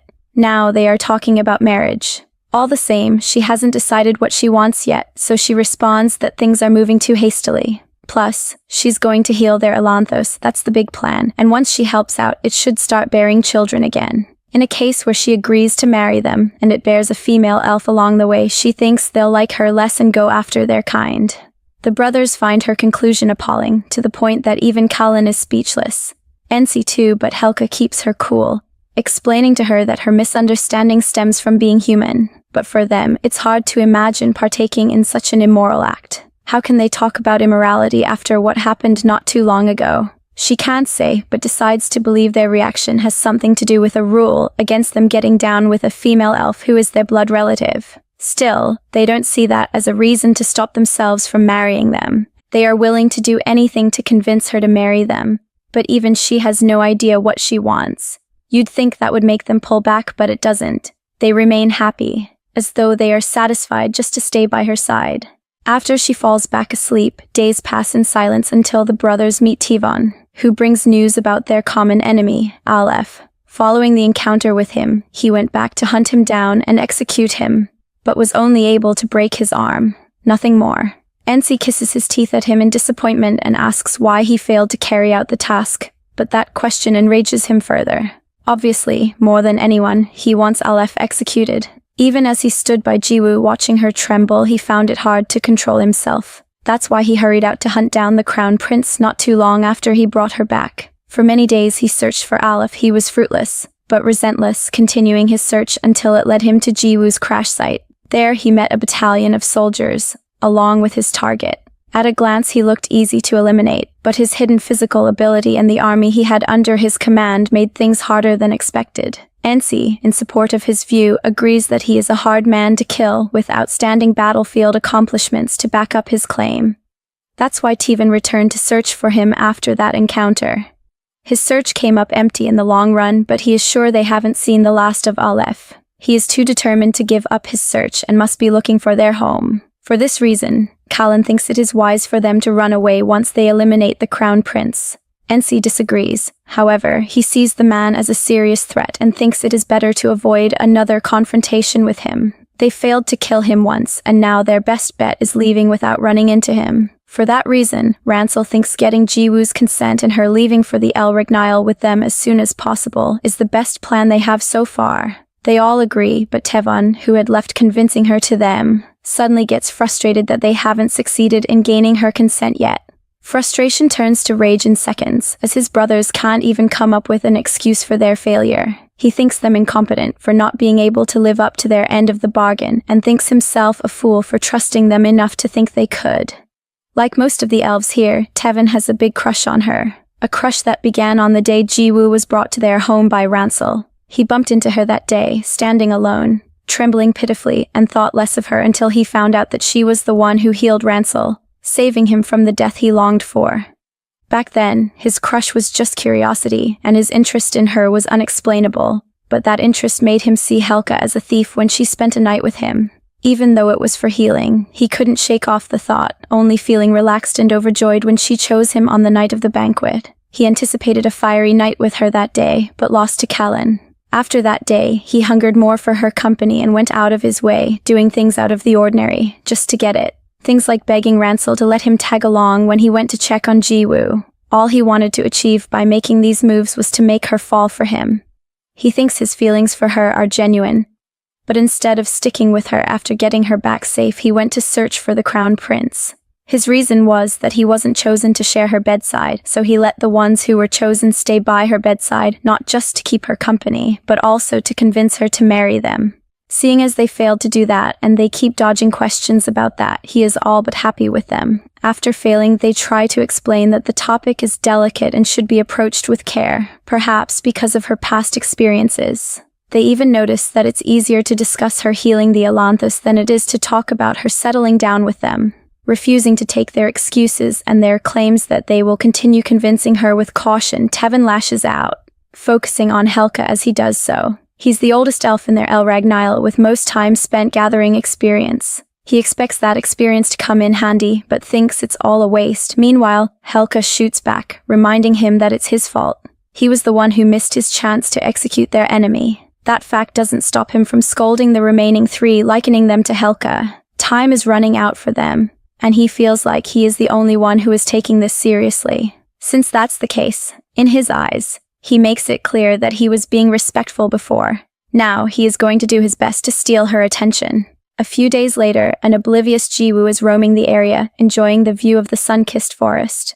She does this until Kalan calls to her and hands her snacks before leaving. It's been like this for the past few days, random gifts, food always ready for her when she got up, flowers, and extremely kind treatment. She finds it odd that, while doing this, they haven't once brought up marriage. She's been nervous about them bringing it up again lately because rejecting them while they are being so nice would be difficult. Still, why aren't they bringing it up?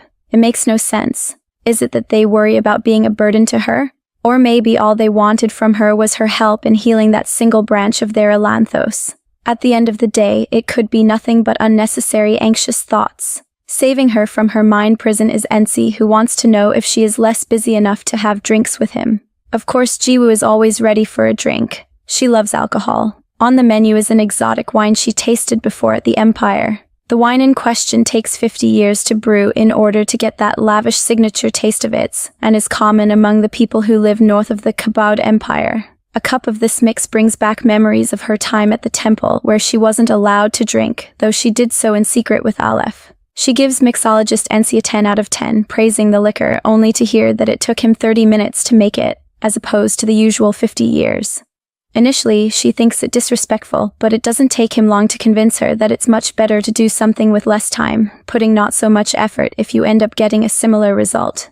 With her agreeing with him, Ensi leaks the reason for the drink by asking her if she'd like to marry him. The question, catching her off guard, makes her cough up her drink, prompting him to rush to her aid with a hanky and an apology for being too shocking. For someone who kept on wondering why the brothers hadn't slipped in a proposal in a while, she sure is angry that he proposed to her this way. In short, she doesn't like the way they propose in their tribe, but he sees nothing wrong with it.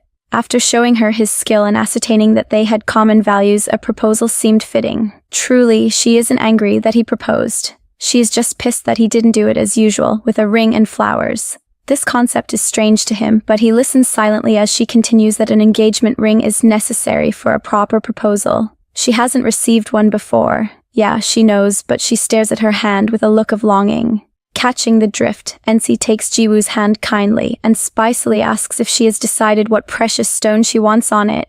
She hasn't. Still, he sneakily measures her finger and tells her that, in an hour, he'll get her a ring. Watching him leave, she is troubled by guilt, knowing fully well that although she used the ring as an excuse, she only used it as a means to buy herself more time. Now that he wants to make the ring ASAP, she takes the time he leaves to weld it to escape. How far can she run from 30 elves? For how long can she avoid the topic?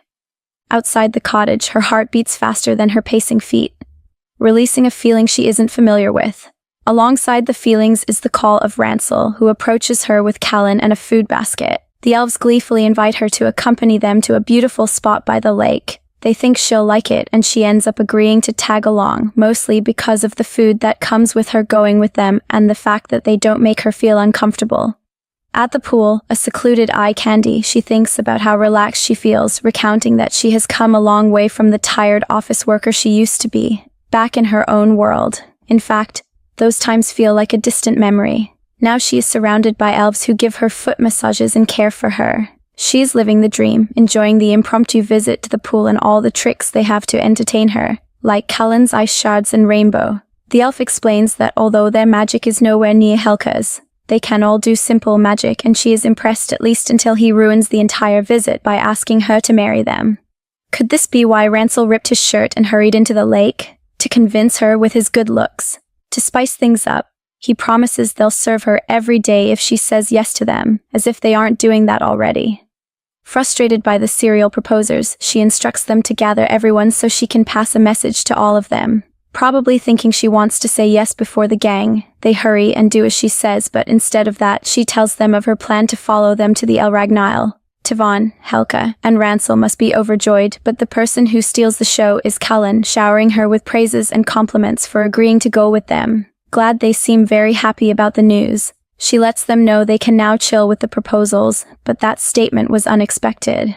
Unaware of how mind-boggled they are, she continues with a speech focused on her belief that all they need her to do is heal their Elanthos. She assumes that's all they want, and if she promises to heal it, they don't need to marry her to get her to do it. Plus, she doesn't want any serious reward for it. In her head, once she is done helping them, they'll lose interest in her, and since she was promised marriage once by Aleph, who wanted to use her Aarna ability, she is trying to prevent a similar promise from happening again, only to get used. She ends her speech by admonishing them for being attractive, capable, and kind, skills she thinks will help them when they find a better mate than her, calmly casting aside his shock as he lets her know that should she refuse them, they can't get married to anyone else. Simply put, as he had told her before, the chances of a female elf being born are rare, and most elves spend all their lives without getting chosen.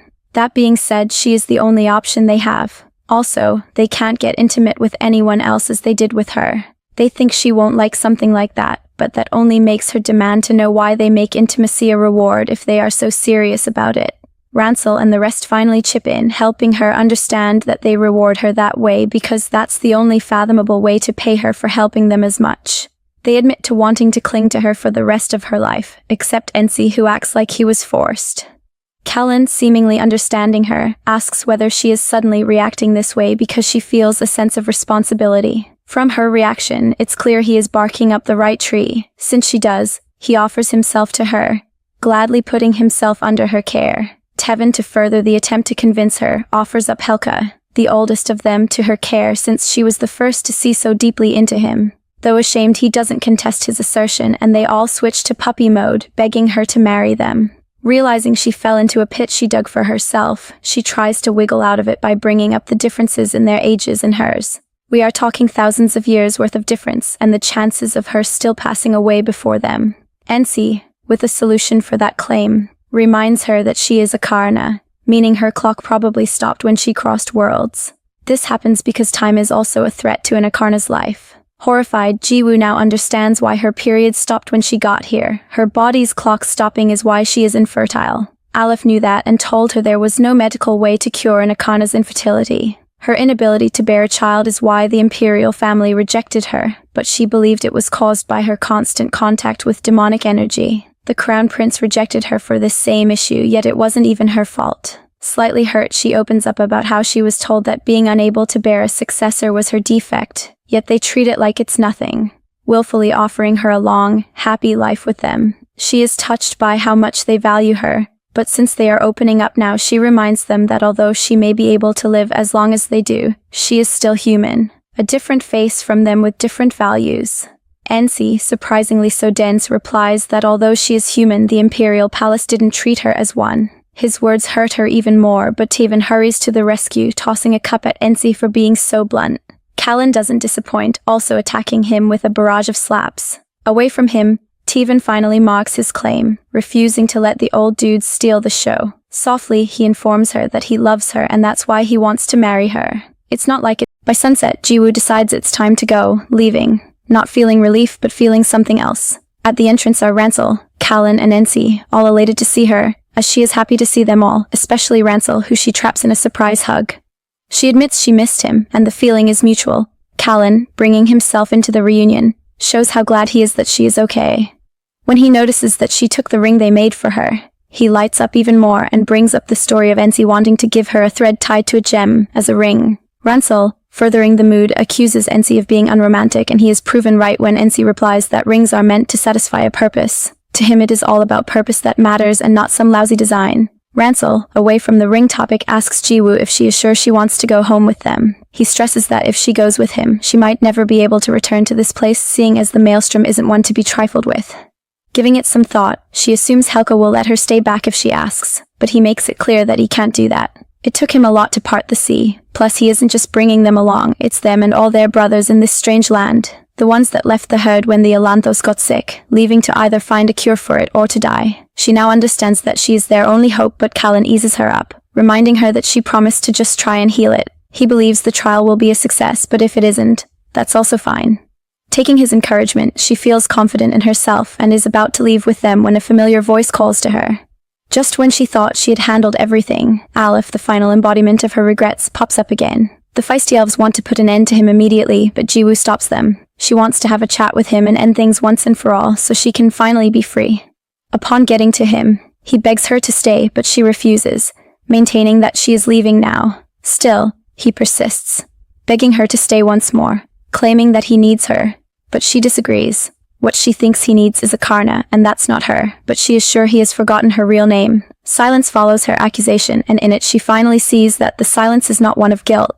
The tears in his eyes and his tone when he calls her Jiwoo show her that she has been misunderstanding him all along. The man says it's impossible for him to forget her name, and then a distant memory crosses her mind. One with him and her, not too long after they became friends. He asked her for her name, and she told him. He got it wrong at first, which was normal, but on his second try, he nailed it. She even permitted him to call her Jiwoo-ya, to show that they share some kind of bond. She forgot this day, out of exhaustion from loving him, but it wasn't all that skipped her mind. There was a day at the commoners' district where they went to snag a drink or two. He called her Aarna. She thought it was going to blow their cover, but he didn't, since in Kabod, Aarna also meant, my beloved lover. This means that all this time he wasn't calling her the messenger of the gods, like everyone else, but he was calling her his own. To make himself more clear, with tears in his eyes, Aleph calls Jiwoo by her name and begs her to stay. He knows he needs her, and watching him break down reminds her of a time in her prison mansion when he begged her not to deny that they at least had some truth in their relationship. This chat is the therapy she needed years ago. It's sad. It's now she is getting it. Yet she wipes Aleph's tears with a warm smile on her face. She acknowledges that they've missed each other so many times. Aleph thinks this is progress and proceeds to ask her to give him a chance to fix this. She refuses. Her mind is already made up. Moreover, for them to be together, one has to sacrifice themselves for the other. She'll have to sacrifice herself as Aarna for him, and for her, he'll have to put his kingdom and his ideals on the line. They did that before, and their failure is proof that a type of love where one has to sacrifice for the other will never bring happiness. She wants to be happy now, but he wants to be part of that happiness and is willing to toss his kingdom in the bin and run away with her. They both know that isn't right, so it's easy for her to talk him out of it. Their time is up. She wants him to know that, as she informs him that she doesn't regret loving him. It's that love that kept her going in this world. Admittedly, one of the things she loved about him was how he led his kingdom and tried to steer it on the right path. She loved how he rose to power and was hopeful for the future of the empire, and that side of him was the person she followed. She doesn't want him to prove her wrong, admonishing him to stay here and atone if he is truly sorry. Aleph drops to his knees in regret, still fighting when he knows he is lost, by declaring that he loves her. Jiwoo replies that if he loves her, he'll let her go, a final blow to his attempts to keep her by his side. With no other option, he offers her the ring as a way to remember him. If this is the last time they are seeing each other, she refuses the ring, however, showing him that the ones she has chosen have given her a ring to fill in that space. Nevertheless, she decides to take one of his medals of honor as a keepsake, before they say their goodbyes and part ways. The thing is, she didn't just take any medal, she took the crimson mark of an unforgettable battle. The battle where he set eyes on her for the first time. She was the symbol of the battlefield that day, and it was what led to the start of their relationship. When he first saw her, he thought she was the one the gods had given to him. Yet here she is, taking that symbol as if she is erasing the memory that was created that day. Now all he has to do is watch her as she moves forward without looking back. His world no longer has her in it. He must live with that truth to prove his love and atone for his wrongs, in the cruel days ahead. What's next for him is unclear, but Jiwoo undoubtedly has a good time ahead of her. Traveling with the brothers through the forest, she is busy observing the keepsake when Callan brings up the idea of them resting to get ready for the journey ahead. They still have to get to the general gathering, so this is what's best for them, so they take the chance. Although Jiwoo expected more, it's just outdoor camping, underneath the moonlit sky. The view makes all that happened earlier seem like a lie, and that makes her sigh. Tivon, who'd been awake the whole time, asks what's on her mind. He knew she had a lot to unbox when she lay next to him and will like it if she airs out, but first, he has a confession of his own. Turns out there was a time earlier on when he thought Jiwoo was going to choose Aleph. Watching from a distance, it was a moment he couldn't interfere with, and that scared him. He's glad she didn't choose him though, and she feels the same. She admits that although she loved him a long time ago, she couldn't be happy by his side at the end of the day, and that was on him. He was a man who couldn't gamble for love and kept taking decisions that were detrimental to her. Even if it wasn't intentionally, Jiwoo knows that Aleph took advantage of the fact that she had nowhere to go. The conversation she had with Aleph within their last few moments together was her last chance at pouring everything out. She is glad she did that, but considers how things would have been if he had tossed everything and chosen love. She wonders if her answer in the end would have been different because of that, but soon warns herself against thinking like that when she has already chosen a future with the elves. Tivon can see that there's a lot on her mind. He doesn't know what exactly, but promises to make sure she never regrets choosing them. About the lingering thoughts, he plans to make her forget them all with a little intimacy. She agrees with him. Nevertheless, not too long into the moment, she starts to worry about waking the others. The problem is, they were up a while ago. It's still fine though, but she feels uncomfortable and he suggests they go somewhere else. Everyone agrees with the idea, but just in case they don't get back early, Callan gives them a change of clothes for the day to come. With that, they head out, journeying a bit before they get to a lake. There they set camp. Tivon, a survival specialist, sets a fire to help keep them warm, before helping Jiwoo with her gown. As he helps her out, she recalls the elves had once spoken about feeling jealous and asks for his opinion concerning her getting married to all of them. She saw marriage as an agreement between two people. To an extent, she isn't wrong. Nonetheless, he thinks marriage is all about happiness. Since she wasn't happy with Aleph, it's only normal for him to guess that one man couldn't give her the happiness she required. What one couldn't do, he is sure 30 can, based on the many options she'll have at her disposal. She agrees with his weird explanation, after which they get cozy and then warm themselves by the fireplace. To no one's surprise, it's already dawn, meaning their journey is in some hours. They haven't gotten back yet, but Tevan is sure the others aren't worried since she is with him. She feels safe too, having enough time at hand for her to start thinking about other things, like her wedding gown from Aleph. She believes it's best she burns it, though Tevan disagrees. It's the gown she accepted his proposal in, and he really doesn't want it to go to waste. Nevertheless, it is her last connection with the Kabod Empire, a place she wants to forget totally.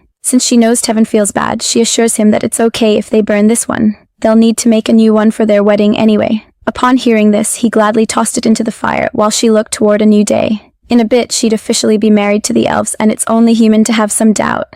It's not just one of them she's getting married to, but 30. Plus, Tevan promised her that more people meant more happiness. She isn't too sure if that, yet staring at him, she concludes that it doesn't matter whether what she is doing is sane or not, as far as she is happy. Later in the day, Jiwoo, Tevan, and the rest of the family march to the Great Whirlpool, the division between the Kabod Empire, its surroundings, and El Ragnile. Due to the harsh currents and water flow, traveling by ship was a big no, and flying over it was impossible. The storms cancel out that option. Still, she didn't expect a calamity of this size. Jiwoo is skeptical about crossing this, hoping it's not suicide they are rushing into. To her surprise, Callan informs her that what they are looking at isn't even the whirlpool, but a branch of it. They be worried too, but they trust Hulka. With his help they crossed it the first time, and then he was sick with demonic energy. Today he isn't, meaning their chances of success are even higher. Observing the congregation before them, fear creeps into Jiwoo. She is the real reason for this gathering, the reason why they are returning home, and that's a large baggage to carry. For relief, she talks to the rawest of them all, Ensi. She asks him what'll happen if she fails, and astonishingly, he gives a calming response. According to him, they'd searched for a cure for their Elanthos and found none. Staying here won't fix that. If it happens that they don't get to cure their sacred tree, they are content with at least dying in their homeland. Ending her conversation with Ensi is Hulka, who asks for her help. At first she thought she was about to do something massive, but it turns out he just wanted to hold hands with her, before forging their path to El Ragnile. His magic makes it possible for them to just stroll over the sea. Not even halfway across, she gets a bit exhausted, leaving Ransel to carry her for the rest of the 2-day trek across. He encourages her to catch some Z if she is tired, as Hulka had blocked out the noise from their surroundings. When they first left El Ragnile, it was noisy, meaning his health must have really improved, or he is just plain motivated. Ensi, desiring to chat for the rest of the way, calls to Colin, but the cheeky elf isn't ready to talk. He claims he is busy at the moment planning the entire wedding, actually putting himself to good use, unlike the others. He basically calls them useless, especially Ensi, and boy does he hate that comment. Callan doesn't want to be disturbed right now, but gives only Jiwoo the privilege of talking with him. She's as cool with that, as she is of leaving the place that once held her down. She looks back, certain that in a couple of steps she won't see it anymore. For that reason, under her breath, she bids Aleph goodbye, dozing off afterwards. By the time she wakes up, they are at the El Ragnile. It's looking grim, though not as grim as the expression on the faces of the sons of the Elanthos. She thought the surroundings were bad, however, when she gets to the tree itself, she is left speechless. Its branches and surroundings are one of woe. Things get worse when they ask her to go further on her own. As she glances around, Jiwoo notices how worn out everyone seems, how wary they all seem of her, yet they remain hopeful upon that. Their emotions rest on her shoulders, a responsibility that has her at a standstill until Hulka comes over, offering to go with her. She had purified lands in the past as a Karna. The surroundings of the tree looks like one of those lands. She knows. Yet unlike all the other times she purified lands, this time, she has so many desperate, pleading eyes on her, a solid reason for her to succeed. Reaching for the almost dead tree, Jiwoo tries to remember how she felt when she healed the branch, back at the forest. She is sure she can help these people. She came across the continent to do it, so she must not fail. Determined, she does her best to heal the Elanthos, only to see that her trials have yielded nothing. Instantly she panics, trembling vigorously as she breaks it to Hulka that her attempts to heal the tree have failed. She begs him to say something, cause his silence makes her worry she is about to be the cause of the end of this tribe. Fortunately for her, he finally speaks up, grabbing her hand warmly before reminding her that from the start he asked her to do nothing. He reminds her that he is okay with her staying with them like a tree fixed to a spot.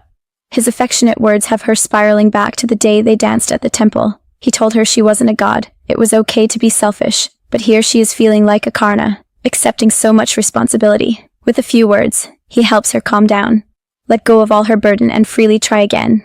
This time as a normal person trying to feel the heartbeat of the tree. In Jiwoo's head she confesses that she didn't come to this world to save, but she is part of nature and deserves a quiet, happy life. She envisions a future with the brothers, settling down one place like a tree. She was told she had been suppressing her power all along, Today she decides to drop all the walls, reaching into her heart as she asks the Atlantis to live, surviving as she did all these years. The tree obeys her command, emitting a surge of dark energy that suddenly helps her feel its heartbeat grow stronger. Before she knows it, the Atlantis is pure again, and so is the El Regnal. But since she didn't know its original form, she wonders if her attempt worked, turning to Hulka for answers. The old elf is too stunned to move though, but the rest aren't, especially Ransel, who runs to her and hugs her. In a second she is swarmed by the rest, all trying to pamper her as they ask her to marry them. From their reaction she knows she has revived the sacred tree. Nevertheless, a part of her expected them to lose interest in her once she healed their Elanthos, with their interest looking even stronger. It's safe to say she was wrong. Tevin, wasting no time, affirms that, reminding her that she had told them that if their feelings for her stayed the same post-revival of the Elanthos, she'd consider marrying them.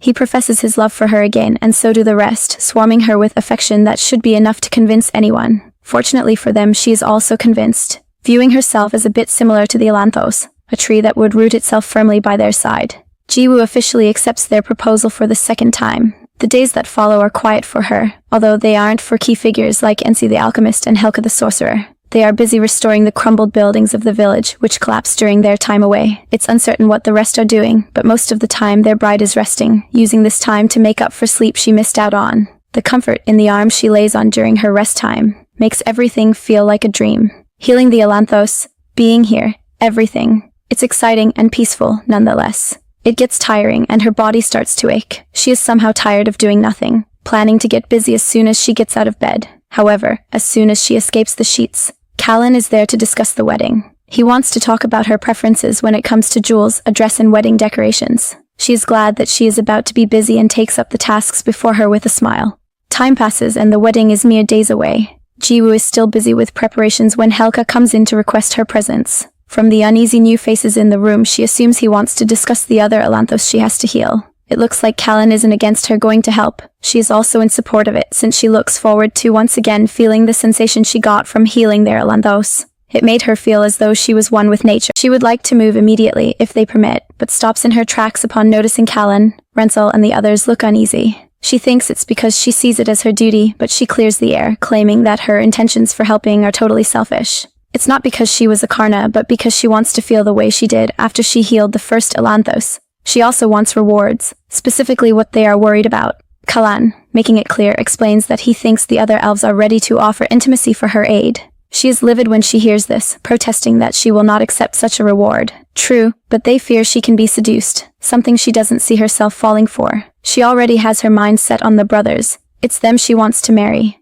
Ensi chips in, worried that although she confesses all this, they aren't married yet. For that reason, Jiwoo suggests they get married before she goes. She doesn't see them having interest in a married woman. Tevin is cool with whatever, as far as he'll become a husband. With Callan's help he is calmed down, and the plan for her to get married to them is brought up. The problem is, they have to do the wedding night ceremony first. You know, the wedding night ceremony. I don't have to spell it out. And Jiwoo, she can't believe that comes before the wedding. Their reason is that before the actual ceremony she has to approve of everything. If she approves of their performance, they proceed. If not, the marriage can be annulled. It's their duty to prevent the latter from happening, and they promise not to disappoint. By her approval, they proceed, and Hulka asks if she likes their appearance. Silently, she has crushed on them all since she got to the village. They have wonderful physiques, chilling scents, and gorgeous faces. According to Hulka, they were built to pull desire, made specifically for her. Maybe that's why their tricks worked and she can freely confess she likes their looks. Callan, slightly afraid that she'll get tired of them, declares that they exist to please. Their race continues as long as the Atlantis lives, but the more he explains, the more uncomfortable she gets, and she asks him to stop. 4 days later, the wedding night ceremony is finally happening. It took this long to prepare because they needed to put some other things in place, but everyone is as ready as she is. All this because they feel she can be snatched. Still, Jiwoo can't totally vouch for herself, walking into the ceremony with a little uncertainty in mind and the desire to take everything after this one step at a time. Before they begin, rules are explained and everything works out perfectly, setting the tone for night 2. Even so, the night isn't over yet. Nevertheless, it moves to a close with the elves pampering Jiwoo as rain falls heavily. With the help of magic, no one gets soaked, allowing them to talk freely about the hidden meaning behind rainfall on wedding night. Their culture has it that this is a good sign, meaning happiness until death, a belief she assumes came from their close relationship with plants. Unable to keep the joke to herself, she shares it with the gang. They don't scold her for it. Instead, they agree that she might be right, plus they love being under the rain. Initially, she hated rainy days. That's only normal, however, considering how the carriage accident happened on a rainy day. On the flip side, it was the day she met Ransel, and that rainy day led to her being here, in the end. What's not to love about rainy days? She thinks. But it's not just rainy days, okay? Even on sunny days, she is busy with the brothers until they finally finish with the ceremony. They took care of her throughout their time together, and at the end have her adorned in the best gown they could make, ready to seal the deal. The sons of Elanthus are also neatly dressed. Even so, looking back, once more, she concludes that fate brought them together, her and the elves who wandered the forest just to find her. Moving forward, Ensi stretches out a ring, one different from the engagement ring, and she accepts it, willing to spend the rest of her life with them. Her accepting the ring allows them to start the wedding banquet to celebrate. During the banquet, they talk about a lot of things, but pay the most focus to Jiwoo's need for a new house. They are already rebuilding the village, so it's the best time to think about making a house for her. If it was fully up to her, Jiwoo would have simply moved into one of the houses, but Cullen thinks that inappropriate. He also thinks she can start talking to all of them casually. They are a couple after all. She would, but there's the age barrier that keeps bothering her. She opens up about it, revealing that she assumes it's not just Hulka that's old, but all of them. She is curious to know their specific ages, putting up this adorable expression they can't say no to. With that look, she gets them to spill, each disclosing their age. Next to Hulka is Ransel, age 700. Callan, who is 500 years old, and lastly, Ensi, who is 300 years old. How old is Tevan? Well, 37 years old, making him the youngest in their circle. He is also young in human terms and relies on his youth when he indirectly tells her to focus on him more and not the old geezers. Callan and Ransel aren't having it. They scold him playfully before Callan advises her against worrying about their ages. Since they are all going to live long lives, this shouldn't be an issue. Oh, but it is. It may sound fun now, but if she ends up living forever with these people, like they say, she fears things might get boring. Occupying her fears is Callan, who pulls closer to tell her that he and his people live slowly. Unlike the hasty humans she left behind not too long ago, they live in a way that their age gaps never even became an issue, and they are sure she too will be able to live in their peaceful home with them. According to Hulka, her journey to achieving that starts with getting a hobby. Having something that she loves to do will help pass time. She doesn't have anything in mind yet. Moreover, she has been tasked with healing Elanthus in other regions. For now, she'll focus on that and hopes her new husbands will accompany her on her journey. The jealous bunch already planned to do that, to prevent anyone from snatching her from them. Truly, she concluded that after they got married, the elves wouldn't worry about her leaving, but they didn't hide the fact that she was wrong. They are still very jealous. During the first trip, we can see why, as her guide in that region, an older elf named Asilian wants not only her help, but hopes he can convince her to choose them and not her husband's. Tevan, unwilling to let his wife go, steps in. They warned her that the others were like this, and now she can see, especially since Asilian pays no attention to their marriage, declaring that divorce exists, and the option shouldn't go to waste. He thinks the ones she chose are young, and with the eternal time of El Rigneal, there was no use rushing to cling to younglings. To her surprise, they don't argue, making it clear that they can't do anything but let her decide. It all started yesterday. While she got ready for the journey, Callan expressed his fear that they might have rushed her into this. He admits he was really glad she accepted them, that's one thing, but he feared she might be interested in a larger group as theirs was smaller and younger compared to the others. The others also had better living conditions, and if she approved of them, he wasn't going to hate her for that. After all, her helping them didn't require her getting married to them. She didn't understand what he was trying to say. Him who pushed the idea of her getting married to them and promised to love only her. They had made things official. It made no sense that he was speaking that way. Just to be clear, she straight up asked him if he is trying to say that if she decided to nullify the marriage, it was fine. He affirmed her statement, which upset her so much, yet she tried to hide it. It didn't work nonetheless, as Callan was able to tell something was up from her fluctuating heartbeat. To notice something so minute, she knew he really cared about her, and the talk of them letting her go if she wanted was as a result of that care. He was looking out for her, but still, she wasn't having it and left to go get some fresh air. Today, Callan is here with her, after he volunteered to go in Ensi's place. His suggestion left the poor elf dad, and she had to console him for a while, before they embarked on this journey. What's going on in his head right now? She doesn't know, and then there's also Hulka, who shouldn't be here but came regardless. He is the village's healer, yet here he is. In all, she clings to him, marking her decision, as she asks to be led to the Elanthos she is to heal. The trek there is amusing. The vegetation and the magic that helps her walk on water are nevertheless the highlight of the trip. Although the magic is the same as the one used to cross the whirlpool, this one helps her feel the water more and the fish brushing past her feet. Ransel and Callan joke about her grabbing some for dinner later, even so she objects, suggesting they hurry. To her, this is an important mission, but she can't say the same for them. Kalan, surprisingly chill, claims they are taking this time to allow her to immerse herself in the beauty of the El Reganile, but he can't fool her. She is aware they treat things that aren't about their group with levity. Ransel proves that when they cross the river and he asks her to rest. She isn't tired, even so she obeys, resting without fuss when he tells her that from her breathing it's clear she is tired and doesn't even know it. Sitting there with food, warmth and an amazing sky view, it feels so much like a vacation that she unknowingly blurts it out loud. Her confession makes her clients look uneasy and she apologizes. She isn't surprised that they are worried, watching her relax while they worry about their elanthos. A sly Assylian, using this opportunity to start a fire, assures her she hasn't done anything wrong. They can't blame her for relaxing, especially when they are the ones receiving her kindness, but he wants to blame Hulka for being an inexperienced guide. In an attempt to downplay Hulka's magic, he repeats to her that they existed before them and his magic is more potent, so reliable that it could get them to their location on time. He offers more convenience and she decides to accept this one offer, not because she is taking his bait, but because she just wants to get back to her honeymoon as soon as possible. Assylian, taking it as an acceptance of his advancements, gets more forward, wishing to know if she finally sees them as potential partners. Tired of the struggle for his wife, Tevan steps in once more and lets them know that they messed up. Initially, he planned to let their misdeeds slide, but they kept pushing him, and now he has a reason to tell them that where Jiwoo is from, people lose value the older they get.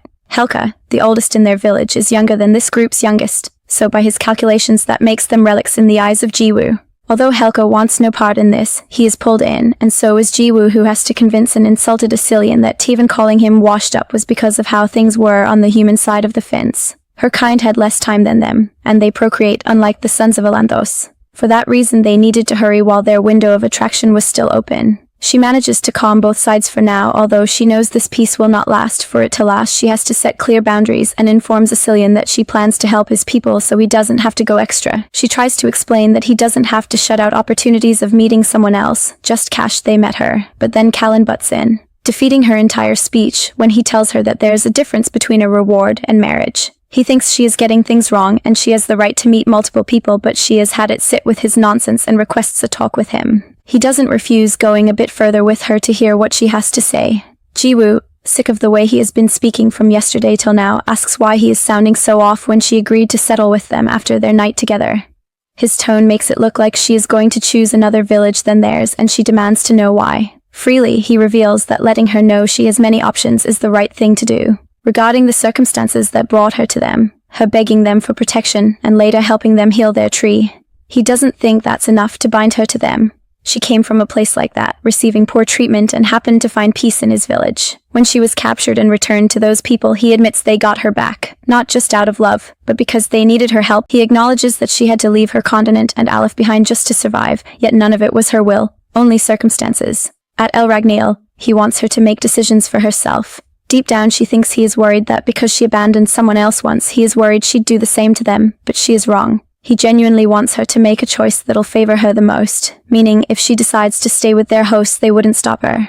It'll hurt, his sad expression tells that much, but they'd respect her decision. Once that's settled, they return to camp where all the attention is back on Jiwoo while she thinks about her conversation with Callan. Watching the brothers look uneasy, she wonders if respecting her decision is what they see as caring about her. She goes to bed with that thought, continuing the journey by morning, with Assylian taking the lead. This time, they moved at a faster pace, meaning his comments weren't just bluff. As for Hulka and the others, they followed quietly, flashing a grateful but frustrating smile at her whenever their eyes met. It is as if they are trying to say that they respect her decision. They've left it to her, but she can't tell where her heart will take her. A little gap, no less, is hunting grounds for Assylian, who takes the opportunity to flash how superior he and his village are, as compared to her current choice. He brags about their magic and experience, but when she declares that she is younger than them all, he pushes that comment aside, praising her youth, before shifting the focus to something else, her mood. He knows there is a silent dispute between them and throws shots at them for making her feel unhappy, only for her to defend them. It's not something she planned, but reflex. Assylian doesn't mind. He pushes on, advising her that when it comes to following your heart, it's something one should do without a fuss to prevent complications. He shares his hopes that after she heals their Elanthos, they can show her the benefits she stands to gain with them and which may make her choose them. In all, the sooner she gets to their Elanthos and heals it, the sooner she gets to see what they have to offer. With that in mind, Assylian quickens the journey and they are before the tree faster than supposed. The terrain, however, unlike the one at Hulka's village, is more hostile and rough, and she has to go on her own to save Assylian from getting contaminated and becoming an additional burden. On her way to the tree, she does her best to shake off every eerie feeling, moving with caution. Hulka, fearing for her safety, tries to follow her, but is stopped for his own good. When she finally gets to the tree, Jiwoo encourages herself, taking the task as one she has done before, and the Elanthos as nothing special. She takes it as just another part of nature, meaning she can blend in and connect with it. If she becomes one with nature, she looks forward to feeling that bond again. When she was in the Kabod Empire, she was treated as a divine being, but Hulka reminded her that she is simply part of nature. His encouragement got her the strength she needed to connect with their tree and heal it. She wants to bond with nature again so she can be sure about them, the ones who made all this possible. All the affection they showed her, going out of their way for her smile. Once more she wants to feel the thrill of the ones who needed her, a thrill that made her dance in pure delight. The thought of all the time she spent with them makes her happy, and since she's already one with nature, the tree is purified. Just like in Hulka's village, the elves are overjoyed talking about their plans for the village. They are too busy to acknowledge her, but it was different with Hulka and his brothers. From the start they didn't let her walk alone. Hulka followed, not minding the risk. When the tree was revived, they ran to her and proposed, showing how much it all meant to them. It's clear Asilian's village has lost her, as she isn't even moved when he finally comes to thank her and talks about hosting a banquet for her. His talks of rewarding her also doesn't get to her. What she wants is to spend time with her people. The elves are stunned. It looked like they had already lost her, but she calls to them and runs toward them, causing them to do the same. Everything looks blissful, like it did in the past. At least until she cuts her hand on a thorn. With the body of an Aarna, something so little shouldn't leave a scratch, but she is bleeding for some reason. Observing the injury, she refuses to take it seriously, until she collapses, leaving the brothers to worry about her. It's possible that this is only a backlash of her using so much of her ability to save the tree. In her unconscious state, Jiwoo thinks about her time at the temple, a prison with an invisible wall, where she did what they said for fear that disobedience would cost her her life. From thoughts of the temple, she spirals into a nightmare that leaves her worrying she might have lost the abilities of an Aarna. Without these abilities, she fears she might die and doesn't want to die. Her fears last until Kalan wakes her up. In the waking world, she wonders how long she has been out, and why she had such a random dream. But then the dream becomes reality, as she can't understand a word the brothers are saying. Aarna's abilities include adapting so fast that it's easy for her to understand the language of this world. Faced with the reality that she can no longer do that, or speak, like in her dream, she is horrified. It gets worse as soon as she notices that her body is trembling nonstop and her wounds refuse to heal naturally. She crouches in a corner, panicking in fear that her Aarna abilities have disappeared. Watching the brothers talk without her getting a word eventually gets to her, and she speaks up about being unable to understand them. After her cry, the brothers pause, then continue talking. She can sense the switch in moods, especially when Asilian arrives looking frustrated. Ransel and the others are there to address him, but things start feeling weird when he points at her in a judgmental way as he yells. Everyone stays seemingly cool until he says something that provokes Callan to punch him. Ransel then wraps her in his arms, parting her softly as he repeats a word so much that she guesses he is saying it's okay. All she can do right now is rest in his arms helplessly until the trembling in her body erases and she falls asleep. By the time she wakes up, the first thing that crosses her mind is Ensi when he asked her if she thought Aarna's power was infinite. She didn't imagine those words would be her reality along the line. Being carried to wherever they are taking her to, Jiwoo is down. She thinks about a time when she tried to learn the Imperial language, but it was only possible with her Aarna ability. She fears that she has become useless, a burden to them. She would have been safer if she was back at the Empire because El Regniel is no place suitable for humans. It has various poisonous plants and other threats that pose no threat to an Aarna, but countless threats to other humans. Added to that, she got tired often, forcing them to take constant breaks. During those breaks, the grounds that once felt soft to lay on felt uncomfortable, but she has no choice than to manage. On one of those breaks, she feels thirsty, and somehow Kalan is some steps ahead of her. He shows up with a bottle, gives her a drink, and then tries to explain to her where their next stop is. Honestly, it isn't easy, but she is able to pick what he is saying word by word and understands that they are going to the place where the next Elanthos is located. She is happy she can understand some of what he is saying, but wants to know how he understands her. With his finger, he points to her chest, specifically where her heart is, showing her that he understands her from her heartbeat. It's a gift that only those who have bonded with her enjoy. Glad they understand her, she opens up about her fear, earning her a hug and comfort from Kalan. In his arms, she falls asleep again and they set camp, placing her to rest while she observes her in regret. He never thought a day like this would come and would love to take her back to the village and keep her safe and away from the other groups. He is obsessed with protecting her until Hulka requests a word with him. He addresses the punch Kalan delivers and the chances of Asilian not forgetting it. He thinks he went out of line, but Tevan doesn't. He confesses that he would have delivered the punch if Kalan didn't. Although he is reflecting on his actions now, Callan wants to discuss something else. Something Ransel said about him clinging to Jiwoo and then treating her like a stranger all of a sudden. Ransel, addressing the comment, states that he was trying to say he wants to fix whatever thing is making Jiwoo feel like an outsider. In the end, to Callan, everything other than Jiwoo is irrelevant right now. He wants them to discuss her and what they plan to do, sharing his desire to take her back to the village immediately. The only problem is they don't have a solution to her condition. They'd have to find that first, and then probably focus on teaching her a new language when she calms down. They agree they'd get someone to do that since they don't trust themselves that much, but that's not all. For some reason, after everything that happened, her losing her abilities, Callan finds her more attractive and lovable. He feels like they can finally meet the real her, and the invisible wall that was somewhat a barrier is gone. He suspects he unconsciously saw her as Aarna all along. Now he can see her as Jiwoo and love her, and understand her as Jiwoo. While they discuss, Ransel notices that Asilian has arrived, not for a fight, but he might have come with information about Jiwoo's condition. The others are willing to meet up with him, but Callan volunteers to stay back and watch her. No one objects except Tivon, who thinks there is no need to separate Jiwoo from Aarna. She is the same to him, with or without her ability. In the coming days, the fruits of the conversation with Asilian remains a mystery as they journey through the forest that now seems terrifying. Remember, anything can harm her. The reason for her fear, but the journey hasn't been all bad. She had Callan handling her every need without waiting for her to ask. He cared for her the most, even singing her to sleep in a language she didn't understand, but a melody she fell asleep to. She used to feel hurt by him. Now she is glad he is here, thinking that she could survive in the El because of them. Her anxiety from losing her ability began to fade the closer they got to their destination with Asilian leading them. Unlike the other places filled with vegetation, arriving at their destination, she noticed a difference. It was so distinct that she wondered if the inhabitants were actually sons of El. They are, but the difference between them and the other is that they have never left El. Of all the tribes, Asilian was positive their knowledge was the most trustworthy. For their help, Hulka, Asilian, and one of their inhabitants discuss seriously. Since she can't make out what they are saying, all she does is watch, until they suddenly stop talking and bow. To whom? The female elf who strolls in. This is her first time coming across one, and she defeats all the ideas of female forms that she had in mind. She thought they didn't look too attractive or use magic and had the appearance of an ordinary woman. How wrong she was. The presence of the female makes her feel more alien than she did before. Looking around, she notices the males are bowing and feels an aura she can't explain. Things get weirder when the female addresses her in Korean. She is terrified, but immediately thinks she is before another Aarna. The female debunks that belief, explaining that she only used the language most comfortable with her.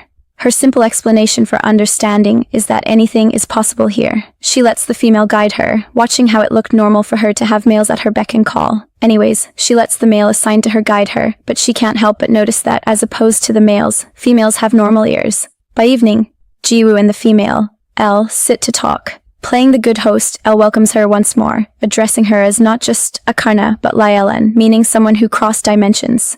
She is grateful that Jiwoo saved 2 of their Elanthos as Aarna and decides to give her a gift, a little birdie she claims has the power that transcends time and space. Confused, she pleads for a clear explanation, and El tells her this bird can take her back to her world. She was told Jiwoo came here to make that possible, but she reveals that she didn't. She only followed with no idea what was going on. El decides to calmly break it down for Jiwoo, informing her that she has lost her divine power. When an Aarna gets to this point, they usually send her back to her world. She adds that Jiwoo had used too much of her power at a go, causing an overload that stripped her of it. She also talks about Aarnas leaving at this point. Jiwoo thinks they left because they lost their powers, but that wasn't always the case. Humans, the usual exploiters of Aarnas, were prone to worshipping them and begging them for their divine power. They were treated as gods, yet when their power got spent, the same humans turned on them.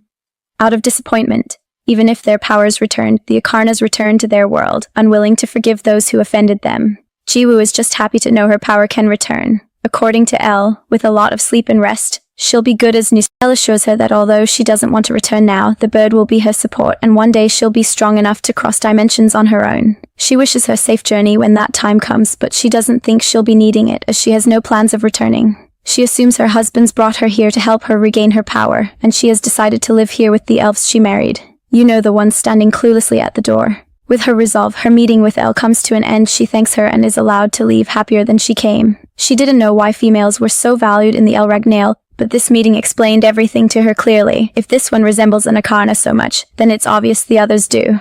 Anyway, they can't continue with their journey since she can't heal any more Elanthos. All they can do is go home, and the journey back is no joke. She would have experienced the full brunt of it, if not for the brothers, especially Callan. He doesn't leave her side, acting all touchy and even singing for her at night. On this night, he is singing as usual, while she listens, unable to understand the language at the start, but by the end of his song, her power is back and she gets every word. Instead of telling him the good news, she stares at him with passion-filled eyes. It's a touching moment, really. She missed being able to communicate with them. No wonder they get all clingy. Throughout this time, Callan tells her he loves her. It's the same word he whispered to her every night. Now she gets it, and it makes her blush. She didn't think he loved her that much, but seeing as he does, her feelings are all over the place. Anyway, he wants to call it a night, keeping her company until she falls asleep, only for her to refuse, claiming she isn't sleepy. Hearing her response, he can tell her powers are back. They were told it would take at least a month for them to be restored. He is so overjoyed that he runs to get Hulka. He returns with him in mere minutes, and the older elf runs a few tests on her, just to be sure. The results show that her powers have indeed returned, meaning they can use magic in the morning to quicken their return to the village. Hulka agrees she got better sooner than expected, and she guesses the little birdie has something to do with her recovery. At the end of the day, she is fine now. She'd tell the others about it if they were here, but Hulka had sent them ahead to inform the village of their return. For some reason, Callan, who wasn't sent, returned too. She is sad that he'd run away at a time like this. He was there for her while she was powerless. It makes no sense that he'd leave now she feels better. She has no choice but to spend the night without Callan. By morning, her and Hulka get ready to go, moving right after he gives her instructions for the journey. He lets her know that they are to arrive by evening, traveling with magic, first at a steady pace, then at a quicker pace when she falls asleep. With that, there's nothing left to stop them from moving, so they do. One step at a time.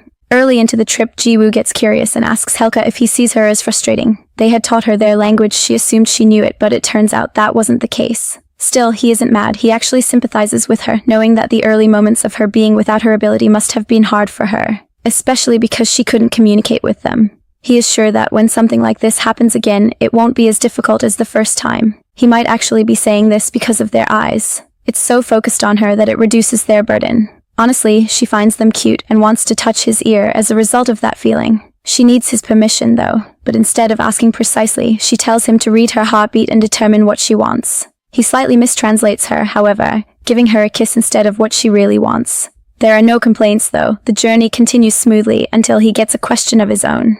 From her behavior with the female elf, he guessed she was into her.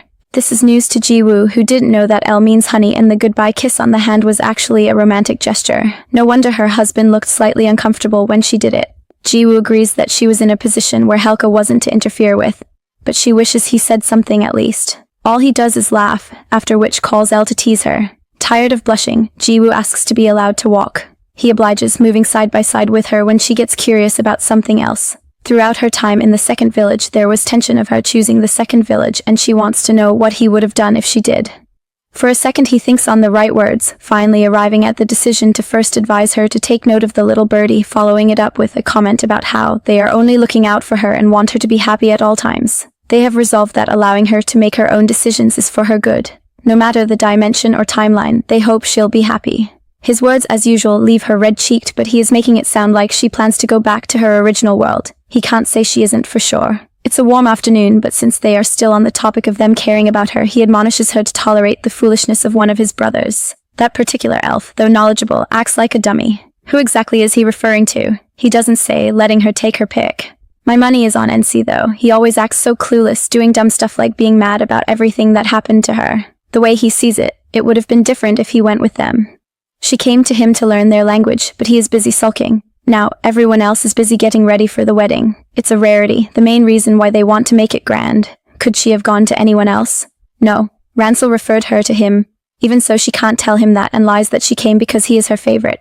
NC gets to explaining, informing her that there really isn't any need for her to learn their language. It's actually them that should adjust to her. Plus, their language is hard to teach. It's basically the sounds created when the wind blows against the wood he crafted. Writing letters from this is not an easy task either. For some reason he adds that being able to write will not help her leave her name behind, as in achievements she'll be remembered for a long time. The children of El Ragnil pay no attention to things like that, living like trees blooming and later withering. Jiwoo thinks by this he is selling his village short when they should be advertising strengths, but he doesn't see it that way. They aren't the owners of the El Ragnil. They only live in its order in harmony, like trees. He can't say for sure that this is a good way to live, but he is sure she will love it. A fine speech indeed, moving Jiwoo to kiss him, but instead of rolling with it, he pulls back shyly. He likes it, no doubt, but he can't help but think she is trying to seduce him. Casting the thought aside, he suggests she learn another language or keep using hers, but she refuses. If she keeps using it, she worries she'll never forget where she came from. She doesn't want that. Well, in all, he doesn't think this is a decision she can make now. Concerning the language they'll move forward with, he wants her to think about it. The option of her returning home is still a possibility. She has the bird. It exists for the sole purpose of helping Aarna's return home. Even so, she can't just return home briefly and come back. She is either staying here and forgetting past attachments or going back, never to return to this world. Also, there she will not possess the powers of an Aarna, and her memories of this world she is in will fade. The mood is starting to get sour, and Ensi, feeling this, decides to change the topic. Earlier on, Jiwoo had made mention of a lottery. He inquires about it as a distraction, and it works. With beads from a necklace, she tries to explain it practically. The rule was simple. He picks the one red bead out of the covered basket of white beads. His prize for the win is a kiss, enough motivation for him to make attempts. All his 6 tries, sadly, come up empty, but when Taevan comes to check on them and take Jiwoo to see the site for her house, she talks him into taking a try. He listens, winning on his first try and earning a kiss. Without proper knowledge of what a lottery is, he is glad he won, and a pained Ensi banishes them from his house in anger. They were leaving anyway and head to the site next. It's a wonderful place for a house to be built, no doubt, yet while Taevan explains the reason why they chose it, her head is somewhere else. Back in her home, to be precise. Most of her time here she had no idea she could go back. Finding out she can is one thing, but having the means to return anytime she likes is another. Then there's an issue of her forgetting 5 years' worth of memory if she goes back. Looking back at what Hulka told her about hoping she is happy wherever she is, she guesses he might have said that, because she is human and her heart is prone to changing. Could she really live happily here, she wonders. Reluctant to share her thoughts with Taevan, she throws him off by asking him why he likes her. His reason is that he just does. It's not something she should think hard about. He is right. It isn't. Even so, she continues, asking him if it's true that his kind doesn't change. He agrees with that statement, so Jiwoo wants to know how sure he is that they will never get tired of her. A creature of a different race, different values, and different views. If it's her, he can tell she'll get tired of this life. He is the youngest of the group. He may not know as much about living long lives like the others. Even so, they live slow and peaceful lives, without wars and other things Jiwoo might have to give up on. In the next couple thousand years, his love for her will be the same. He is sure she is worried because she is prone to change. They'll never get tired of her, that's for sure, and when it comes to feelings, Taevan thinks it's just like liking someone, it's not something to complicate. Does that mean he was serious when he said he liked her at first sight? No, not at all. Sure, he said he did that day, but in truth he hated her when she came to the village. He was wary of humans and watched her closely, planning to kill her if she pulled any funny business. He's a hunter, coming across various types of animals was his thing. Among these animals are the ones that attempt to end their lives, purposely seeking out predators to end them. When she arrived at their village, she had a heartbeat similar to one of these animals. It stunned him when she kept living and went on to save their lives. All his life, her heartbeat remains the most complicated sound he has come across. As they speak, it's as complicated as earlier. He thought it was high time she knew that. In the process, he manages to tell her that he loved her at first sight. Taevan admits that he has no idea how to properly express his feelings, attributing that skill to Kalin. He thinks he mastered it. She can't say he is wrong. She used to be scared of the phrase, "I love you." Kalin helped her get over that fear. She'd like to hear him say it really. It'll give her confidence to stay here. Coming to think of it, she hasn't seen him since she got back. She asks Taevan if he is busy, but that's not the case. He's been chilling the whole time. For the sake of the wedding, he offers to go fetch him. She agrees. He leaves, and upon his return, he is with Kalin. The stubborn elf demands to be released, but Taevan refuses, instructing him to talk to Jiwoo, as she is currently having second thoughts about the wedding. If it was up to him, he would have bailed, but he is already before Jiwoo, observing awkward silence until she asks why he keeps avoiding her. In an attempt to be smart, he lies that he has been busy, stuttering so much that she can see through his lie. They'll probably come to that later. Now, she wants to talk about the night she understood him saying he loves her. He feared this was why she wanted to see him, showing that he really has been hiding something. He decides to open up now, confessing that he doesn't love her, when his face says differently. He admits that he used her for her ability from the start. He focused on her ability to heal their Elanthos and purify them of demonic energy. This she knew from the way his attitude changed when she gave Hulka relief and how he locked her in with Hulka when he wasn't fully okay. He apologizes for doing that, even though he knew fully well she could die by Hulka's hand. He is guilty she obeyed like a person with no options and for seducing her, because he knew she had nowhere to go. He is unable to call that love. She takes note of this and reminds him of how he kept telling her to choose what's best for her when he knew she'd be uncomfortable with anyone that wasn't them. He explains that he spoke that way thinking it was love. Callan calls himself a creature that doesn't know love. He says he can only fabricate it plus harbors unspeakable thoughts. For example, when she lost her power, he was happy that other groups would lose interest in her and not try to steal her. He planned to hide her in a place only they would know and give her a potion to stop her from aging. All this at a time when she was cowering in fear. Summarily, his actions aren't that of someone who loved her, but one who wanted to have her. He guesses she is relieved he opened up. But that's not all. He avoided her for fear that he couldn't accept that her powers were back and if she saw that she was going to leave them for another group or return to her world. At the end of the day, he managed to deeply confess his affection for him in the most logical way possible. She understands why he did all he did, especially whispering, "I love you" to her every night in her most anxious time. It earns him a kiss even though he wants her to keep her distance. Since he has nothing else to say, they continue the afternoon together, checking out sites for her house. At one of the sites, Callan asks her if she liked the female elf, a question that pushes her to conclude he is the dummy Hulka talked about. Once the site was picked, it didn't take too long for the house to be built, and an even shorter time for it to be filled with housewarming gifts and gifts to congratulate them on their upcoming wedding. Ransel spent his entire day with her, helping her organize them. He was helpful, that's for sure, but there were still a lot of gifts not handled. Thinking about it, she is a human being congratulated by a race that is hostile to humans. Added to that, there's the bird that was given to her just in case she wanted to leave. Is that really alright, or is she worrying in vain? To feel better, she asks Ransel if he thinks she'll live comfortably with them. He's the one who brought her into all this. Of course, he's the one with the final task of reassuring her. He has no plans of failing and pulls her to himself, intending to discuss how things were when they met. Their story is that if hostility turned to affection, proving it's possible his kind can change. He has watched his brothers change so much because of her, showing that El Ragnil isn't a stagnant continent like most humans would see it. So much has happened since she got here. Hulka finally opens up. Callan disregards the rules and goes off script. Tavon, the bold one, has gotten timid, and Ensi, the smart one, has become an airhead of late.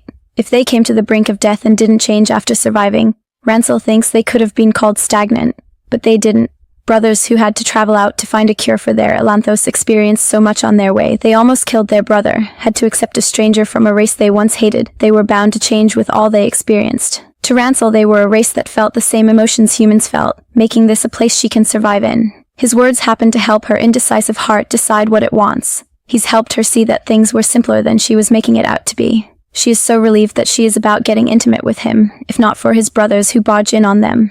They'd been waiting for intimacy and can't see why they are delaying it. Their presence causes them to space instantly. Callan and the others actually came to tell her how she was going to spend her nights with so many husbands, and he is allowed to fill her in on all the details. When he's done, they all relax and talk about topics like how she can call for attention or accept the call of any of her husbands. That and possible visits to the Kabod Empire if she gets bored. They don't want her stuck inside all day. Their discussions make her feel at home. She can live like this forever. That's for sure. They keep talking late into the night, getting to a point where they discuss the little birdie. Hulka advises that she keep it as insurance should a time come when she wants to go home. She doesn't think she'll need it though. Hulka assures her they won't do anything to offend her, so she didn't see a need to have attachments to either her homeworld or the Kabod Empire. In other words, the bird is not necessary. That decision helps her move on with the brothers, bearing no regrets. On the last day of summer, the brothers and many tribes gather for the wedding. It's the most attendance a wedding at the El Ragnel has gotten, all thanks to Jiwoo and her ability to heal sick Elanthos.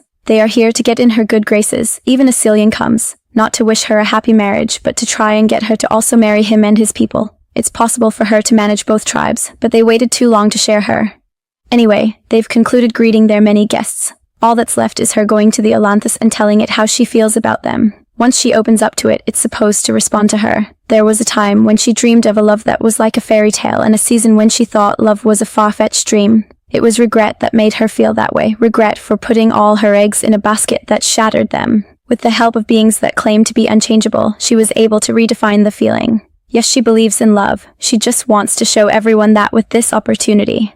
Boldly, Jiwoo calls everyone's attention and announces that she will not test her husbands or feel uncertain about choosing them. With that in mind, she sends the bird away. It's her final attachment to her past, but she looks to a peaceful future. The tree responds by growing more flowers. This is the response Hulka was talking about. Anyways, she has said what she has to say and runs to her husbands. Sure, she'll never get bored of this place. With 5 husbands she wants to understand better and 25 she wants to get to know. Her reason? She began to breathe freely in this world from the day she met them. And with that, this beautiful story comes to an end. If you enjoyed this, please support us with your likes, shares, and comments.